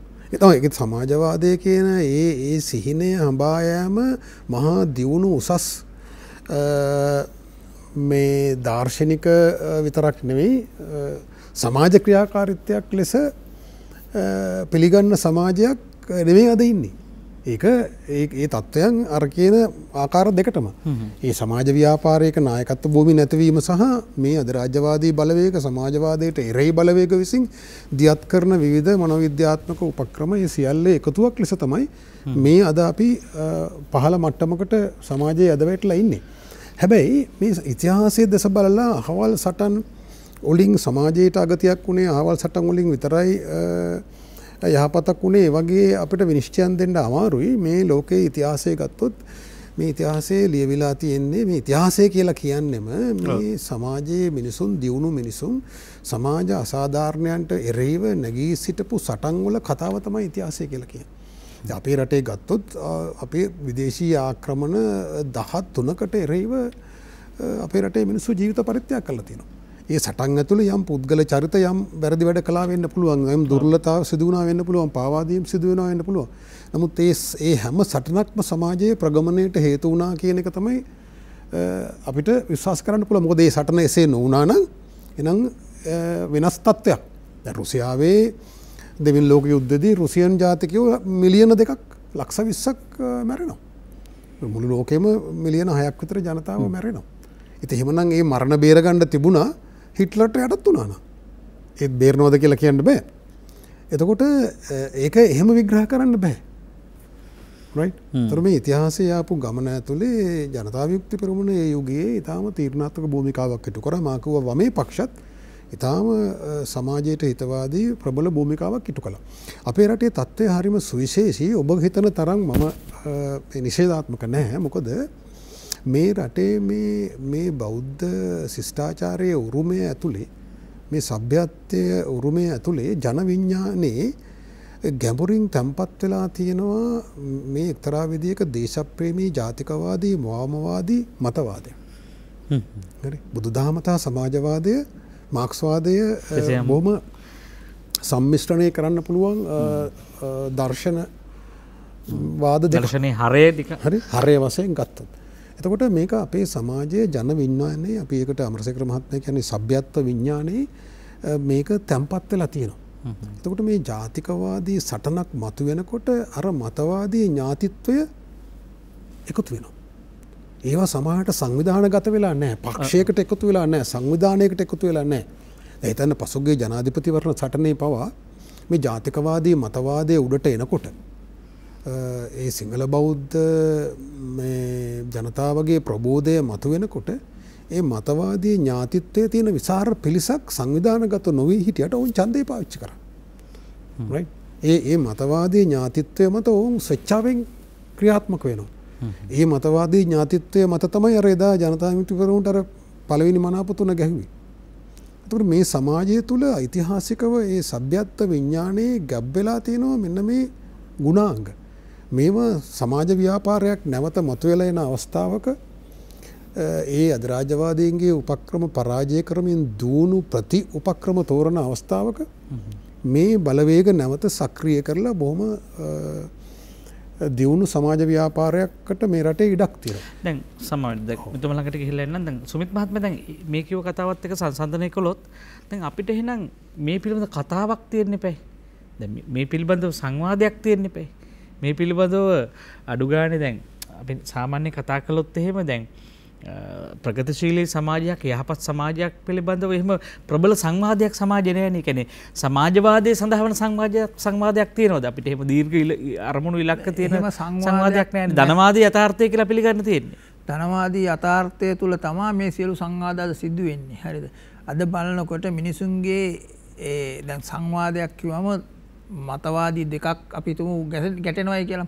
ඒතර එහෙම මතවාදී දෙකක් ගැටෙන්න හෝ අද බලනකොට දැන් උදාහරණයක් කියලා ගත්තොත් දැන් මිනිසුන්ගේ කියවීමේ හැකියාව සහ කියවීමේ මිනිසුන්ගේ රුචිය දිහා ගත්තාම අද වෙනකොට ඒක ඉතාමත්ම මේ කුඩා වෙලා තියෙනවා.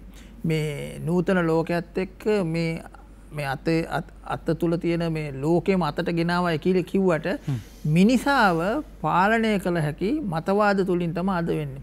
උදාහරණයක් ගල ගත්තොත් උදේ පාන්දර නැගිටිච්ච ගමන් අපි මේ අතට ගන්න Facebook එක හරිය පැහැදිලි. මම මේ කියන්න ගියේ ඒක නිසා මතවාදමය වශයෙන් ජයග්‍රහණය කරලා තියෙන්නේ මේවා අමතක කිරීමේ සහ මේවා යට කිරීමේ මතවාද. මිනිහා පුංචි කරලා. මිනිහා පුංචි කරලා තියෙන්නේ. ඒක නේද ධනවාදයේ උපකරේ. ක්‍රමයකට ගත්තාම සමාජවාදය කියන දේ ජීර්ණය නොවන එය සීනය සැබෑ කළ නොහැකි ධනවාදයම තමයි යථාර්ථය ඒ තමයි මේ ලෝකයේ මිහිම පවතින්නේම කියන දේනේ තහවුරු කරමින් ඉන්නේ. ඒකට අදාළ සත්තු ටිකනේ මේ නිර්මාණය කරමින් ඉන්නේ. ඒතකොට දැන් එම ක්‍රමේ නේද මේ අපි මේ අතලොස්සක් විවේචනය කරමින් එම ක්‍රමේ නේද මේ ක්‍රියාත්මක වෙන්නේ. එම ක්‍රමයේ තුල ඉඳගෙන තමා මේ දකින්නේ අර හිරේ ඉපදිච්චි දරුවෙක් ඉන්නවා නම් ඒ හිරේනේ දකින්නේ. ඒ හිරේ ඇතුළ තුළ තියෙන මේ නිදහස තමයි දකින්නේ. හැබැයි එතනින් එහා දෙයක් දකින්නේ නැහැ. මොකද ඔහු ඉපදිලා තියෙන හිරේ තුළනේ. ඒ වගේ තමයි අද වෙලා තියෙන අද පරම්පරාවටත් වෙලා තියෙන්නේ මේ ක්‍රමය තුළ ඉපදිච්චි අද තරුණයෙක් ඉන්නේ. හැබැයි මම අර ඉස්සලත් කිව්වා මේ අපි මේ අද කතා කරපු සමාජවාදී ප්‍රශ්න මේ ඉතිහාසය ගැන කතා කරද්දී අපි කතා කරුවේ අපි කිව්වේ ලෝකේ වෙනස් වෙන්නේ විජේවීර චරිතයත් එක්ක අධිරාජ්‍යවාදයේ විනාශය ජනතාවට විමුක්තිය කියලා එදා පටන් ගත්ත දේ අධිරාජ්‍යවාදී විරෝධී අරගලය තමයි ප්‍රථමයෙන් අද වුණත් මම කියන්නේ සමාජවාදී අරගලය අපිට ඈත තියෙන්නේ. හැබැයි ඊට ඉස්සෙල්ලා මේ අධිරාජ්‍ය විරෝධී අරගලය එක එක තැන් වලින් එක එක විදිහට කතා කරන්න ඕන. අපි මෙතන මේ ඊට ඉස්සෙල්ලා කතා කරුවෙත් ඒ අධිරාජ්‍ය විරෝධී අරගලයේ ජයග්‍රහණ සඳහා. ඒතර මේ අධිරාජ්‍ය විරෝධී අරගලයේ මේ අරගලයවත් කතා නොකරන තැනක සමාජවාදය ගැන කතා කරන්න දෙයක් ඉතුරු වෙන්නේ නැහැ.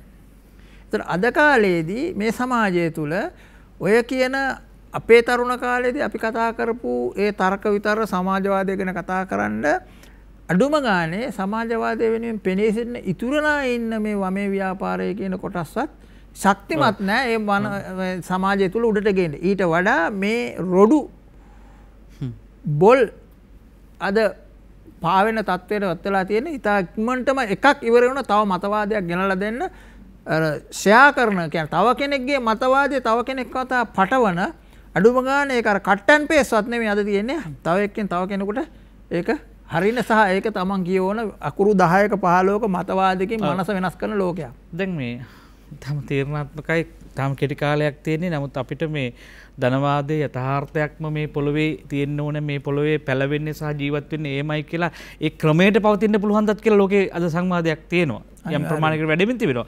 ඒක පස්සේ කළා ඒක වෙනම සංවාදයක්.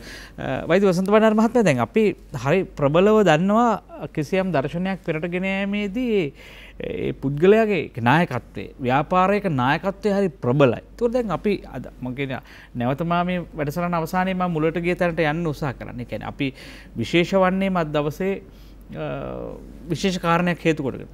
ඒකෝ දැන් රෝහණ විජේවීර වැනි කෙනෙක් මේ වාමාංශික දේශපාලන ඉතිහාසයේ මහා දැවැන්ත චරිතයක් වගේ බැලූ බැලමට පේනවා අද ඉඳලා හිටගෙන ඉතිහාසය බලපුවහම අද දවසේ ඉඳලා බලපුවහම. ඒතර මේ චරිතයේ තිබ්බ සුවිශේෂී ගුණාංගය මොනවද? වමට මේ දේශීය බොහෝ අය කියන්නේ මේ යල්පැන ගිය සමාජවාදී සංකල්ප ලංකාවට ගෙනල්ලා මේ විප්ලවයක් කරන්න හැදුවා කියලා. හැබැයි ඊට වඩා වෙනත් අර්ථකථනයක් දීලා විප්ලවය සංවිධානය කරපු මේ නායකයාගේ තිබ්බ සුවිශේෂී ගුණාංග මොනවද? මොකක්ද ඒ විශේෂී ගුණය? ඇත්තටම රෝහණ විජේවීර කියන තර්කයට අපේ රටේ සාධාරණයේ ඉටු වෙලා නැහැ කියලා මම පුද්ගලිකව විශ්වාස කරන්නේ. ඔහුගේ දේශපාලන ඒ ක්‍රියාන්විතයත් ඔහුට ඒ ක්‍රියාන්විතය තුළදී ඔහුට නීත්‍යානුකූලව දේශපාලනය කරන්න හම්බුනේ ඊටාම කෙටි කාලයක්. ඔහු තහනම් කරපු තත්ත්වයන් යටතේ තමයි මර්ධනයට ලක්වෙමින් තමයි ඔහුට දේශපාලනය තෝරන්න සිද්ධ වුණේ. ඒතර ඒ නිසා මේ සමාජයට ඔහුගේ සම්පූර්ණ විභවය දකින්න පුළුවන් වුණේ නැහැ. ඒ තහනම් කරපු තත්ත්වයන් යටතේ ඔහුව කිට්ටුවෙන් ඇසුරු කරපු අයට ඔහුගේ යම් භාවිතාවන් සහ ගුණාංගයන් දැනගන්න පරිශීලනය කරන්න අවස්ථාව ලැබෙනවා.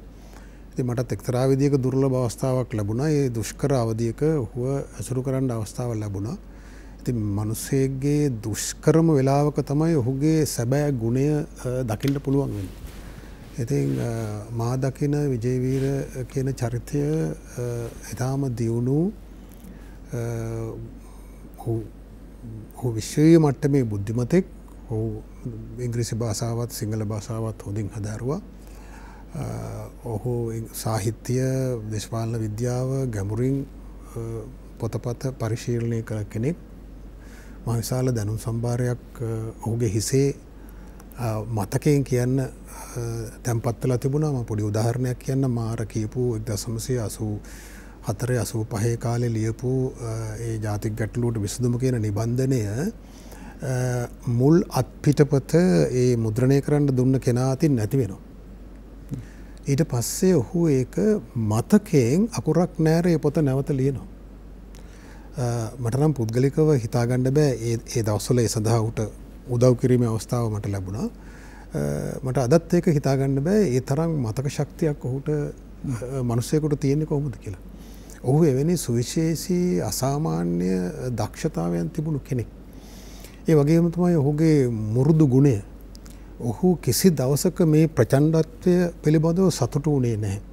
ඔහු මේ මරා දැමීම් ගැන ගුවන් විදුලිය මේ ඒ ප්‍රවෘත්ති වලට යනකොට ඔහු ඒවයින් උද්දාමයට පත් වුණේ නැහැ. ඔහු හැම විටම ප්‍රචණ්ඩත්වය පිළිබඳව දුක් වූයි. ඔහු ප්‍රචණ්ඩත්වයේ දේශපාලන අවියක් ලෙස යොදාගන්නේ දේශපාලන ක්‍රියාමාර්ගයක්, දේශපාලන පිම්මක් පනින්න මිසක් ප්‍රචණ්ඩත්වයෙන් සමාජවාදයේ දිනන්න නෙවෙයි. ඉතා පැහැදිලිව ඔහු ඒක ප්‍රතික්ෂේප කරපු කෙනෙක්. ඔහු හැම වෙලේම මේ සම්බන්ධයෙන් දුක් වූ අයෙක්. ඔහු එක්තරා අවස්ථාවක කියනවා මේ ප්‍රචණ්ඩ අතොසෙම එදා 89 අරගලයේ සමාජවාදයේ විප්ලවයේ සඳහා වූ උපාය මාර්ගික තේරීමක් නෙවෙයි. ඒ අධිරාජ්‍ය විරෝධී අරගලයේ බෙදුම්වාදයට එරෙහිව ඒ දේශපාලන පෙරලියකට අවශ්‍ය උපාංගයක් ලෙස තමයි මේ ප්‍රචණ්ඩත්වය යොදාගන්නේ යම් මාත්‍රාවකට. හැබැයි මේ මාත්‍රාව පණිනවා. ඒක ඇතුලේ සිදුවන දෙයක්. අපි දන්නවා එල් සල්වදෝරේ වගේ රටවලත් ඒ ඉතිහාසය අධ්‍යයනය කරා මේක පේනවා. රාජ්‍ය මර්ධනයට එරෙහිව ප්‍රචණ්ඩත්වයේ අවියක් ලෙස යොදාගත්තම ඒක බෑක්ෆයර් වෙන්න පුළුවන්. ඒක අනිත් පැත්තට යන්න පුළුවන්. ලෝක ඉතිහාසයේ අවස්ථාවන් තියෙනවා ඒ සම්බන්ධයෙන්. ඒතර මේකෙත් එහෙම ප්‍රචණ්ඩත්වයේ සීමාවන් පැන්නා වෙන්න පුළුවන් යම් ආකාරයකට. නමුත් එදා ඔහු ප්‍රචණ්ඩත්වයේ තේරුවේ යම් මාත්‍රාවකට දේශපාලන අවියක් ලෙස මිසක් ප්‍රචණ්ඩත්වයෙන් සමාජවාදය ගොඩනගන්න නෙවෙයි. ඔහු එක්තරා අවස්ථාවක කියනවා මේ අරගලයෙන් සමාජවාදය ගොඩනගන්න පුළුවන් නම් ඒක බොහොම න්‍යායාත්මක ඒක හිතලුවක්. එහෙම පුළුවන් නම් මේ රට එසේ සමාජවාදය ගොඩනගන අවසාන රට බවට පත් විය යුතුයි. ඒක ඇතුලේ කියවුනේ ඔහු ඒ ප්‍රචණ්ඩත්වයේ පිළිබඳව කොච්චර දුක් වුණාද කියනවනම්. ඔහු හැමදාම සිහින දුටු සමාජවාදය හදන්න බැරි වේවා මෙවැනි ප්‍රචණ්ඩත්වයක් තුලින් කියලා. ඒ තරම් ඔහු ඒ ප්‍රචණ්ඩත්වයේ පිළිබඳව දුකටපත් වුණා. ඒවා එළිය සමාජයේ බොහෝ දෙනෙක් දන්නේ නැති අය ඔහු සම්බන්ධ ඒ චරිතය පිළිබඳව ඒවා ඉතිහාසයේ යම් කෙනෙක් ලියන්න පුළුවන් නොලියන්නත් පුළුවන්. ඒතර මා විශ්වාස කරනවා මේ රටේ බිහිවෙච්ච දේශපාලන නායකයන්ගෙන් විජේවීර චරිතය සහ සෝමවංශ චරිතය ඉතාම සුවිශේෂී. ඔවුන් මේ රටේ විශාල හැරවුමක් කළා. මේ රටේ ඉරණම වෙනස් කරපු චරිත. නමුත් ඔවුන්ට සාධාරණීට වුණේ නැහැ. මම අවසාන වශයෙන් කියනවා යම් කිසි දවසක මේ ඉතිහාසයේ ලියන දවසක ඔවුන්ට සාධාරණේ ඉටුවේ කියලා. අපි දන්නවා මහසෙන් රජතුමා මහා විහාරයේ ගිනි තැබුව අයයි ඔහු ඉතිහාසයේ මහා වංශයෙන් පවා ඔහුව පිටමන් කරනවා. හැබැයි අද මහසෙන් රජුරුවන් ලෙස අපි ඔහුට වන්දනාමාන කරනවා. ඉතින් ඒ වගේ ඉතිහාසයේ යම් දවසක මේක සාධාරණව ලියන දවසක මේ විජේවීර සහ සෝමවංශ චරිතවලට සාධාරණේ ඉටුවේයි. ඔවුන්ට ඒ මහසෙන් රජුරුවන්ට වගේ ගරු කරන දවසක් එයි කියලා මම පුද්ගලිකව විශ්වාස කරනවා. වෙන දවසක කතා කළ යුතු මාතෘකාවක් ප්‍රශ්නයක් හැට ඇහුවොත් වමේ දේශපාලනය යලි නැගිටවන්න බැයිද මීට වඩා? පැහැදිලිවම පුළුවන්. මේ ඉතිහාසයේ පහත්වීම් ලෝකයේ හැම රටකම මේ ආපු ගමන් මගේ දකින්න පුළුවන් ඕ දෙයක්. මාර කියනවා මේ රටේ සભ્યත්ව විඥානයේ මිනිසුන්ගේ ඔළුව ඇතුලේ මේ වාමවාදී ජාතිකවාදී අදහස් චින්තනය සංගවිලා තියෙනවා. ඒක දේශපාලන ව්‍යාපාරයක සැබෑ නායකත්වයේ සමග මේ අධිරාජ්‍යවාදී තෝරන උපක්‍රම වලට ප්‍රති උපක්‍රම තේරීමේදී සමාජය වෙනස් කරන්න පුළුවන්. මේක දිහා අකර්මණ්‍යව බලා සිටලා මේ ඔක්කොම ඉවරයි දැන් අපි අද්දක බැඳගෙන බුදියන්න ඕනේ එහෙම නැත්නම් කැලෑවැදිලා භාවනා කරන්න ඕනේ කියන එක සම්පූර්ණ වැරදි අදහසක් කියලා මා කල්පනා කරනවා. මේ සමාජයේ ඒ සැඟවුණු විභවයේ තියෙනවා. නැවත වටයකින් ජාතිකවාදී වාමවාදී බලවේග වලට නැගී සිටින්න අවස්ථාවක් තියෙනවා. ඒක හැබැයි නිකන් එන්නේ මේ අධිරාජ්‍ය විරෝධී අරගලයේ ඇතුලේ සටන ඇතුලේ මේ අධිරාජ්‍ය විරෝධී අරගලයේ විවිධ සටන් පෙරමුණු තියෙනවා. ආර්ථික සටන් පෙරමුණ, සමාජ සංස්කෘතික ආක්‍රමණ වලට එරෙහිව සටන. මේ හැම සටනකම අපි සටන් වදිනවා නම් ඒක ඇතුලේ මහජනයා ඉගෙන ගන්නවා. ඒක ඇතුලේ මහජනයාගේ සටන්කාමීත්වය මුවහත් වෙනවා. ඒක ඇතුලේ ජයග්‍රහණ ලැබනකොට ආශ්වාදය ලැබෙනවා, විශ්වාසය තහවුරු වෙනවා. එතකොට අදත් ලෝකීය ධනපති ක්‍රමයේ කඩා වැටෙමින් ප්‍රශ්න වලට උත්තර හොයන්න බැරුව ධන ගහමින් ඉන්න අවස්ථාවක සමාජවාදී ආකල්ප වලට මතවාද වලට ඉඩකඩ වැඩි වැඩියෙන් ලැබෙන යුගයක් තමයි ඉස්සරහට එන්නේ කියලා තමයි මම කල්පනා කරන්නේ.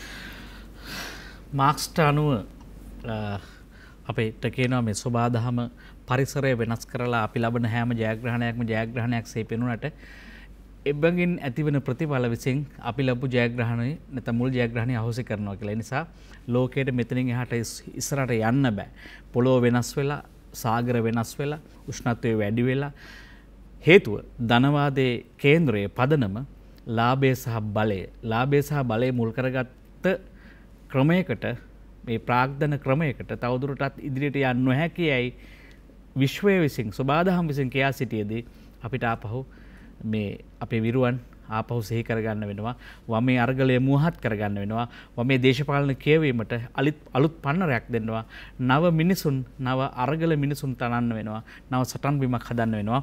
මම හිතනවා මේ නින්නාද ඉතිහාසයේ වැදගත්ම සාකච්ඡාවකට අපි මුල පිරුවේ ඒ තමයි අලුත් දේශපාලන පරිච්ඡේදයක් දිහා මානවවාදී ඇසකින් බලන්නේ කොහොමද අපි?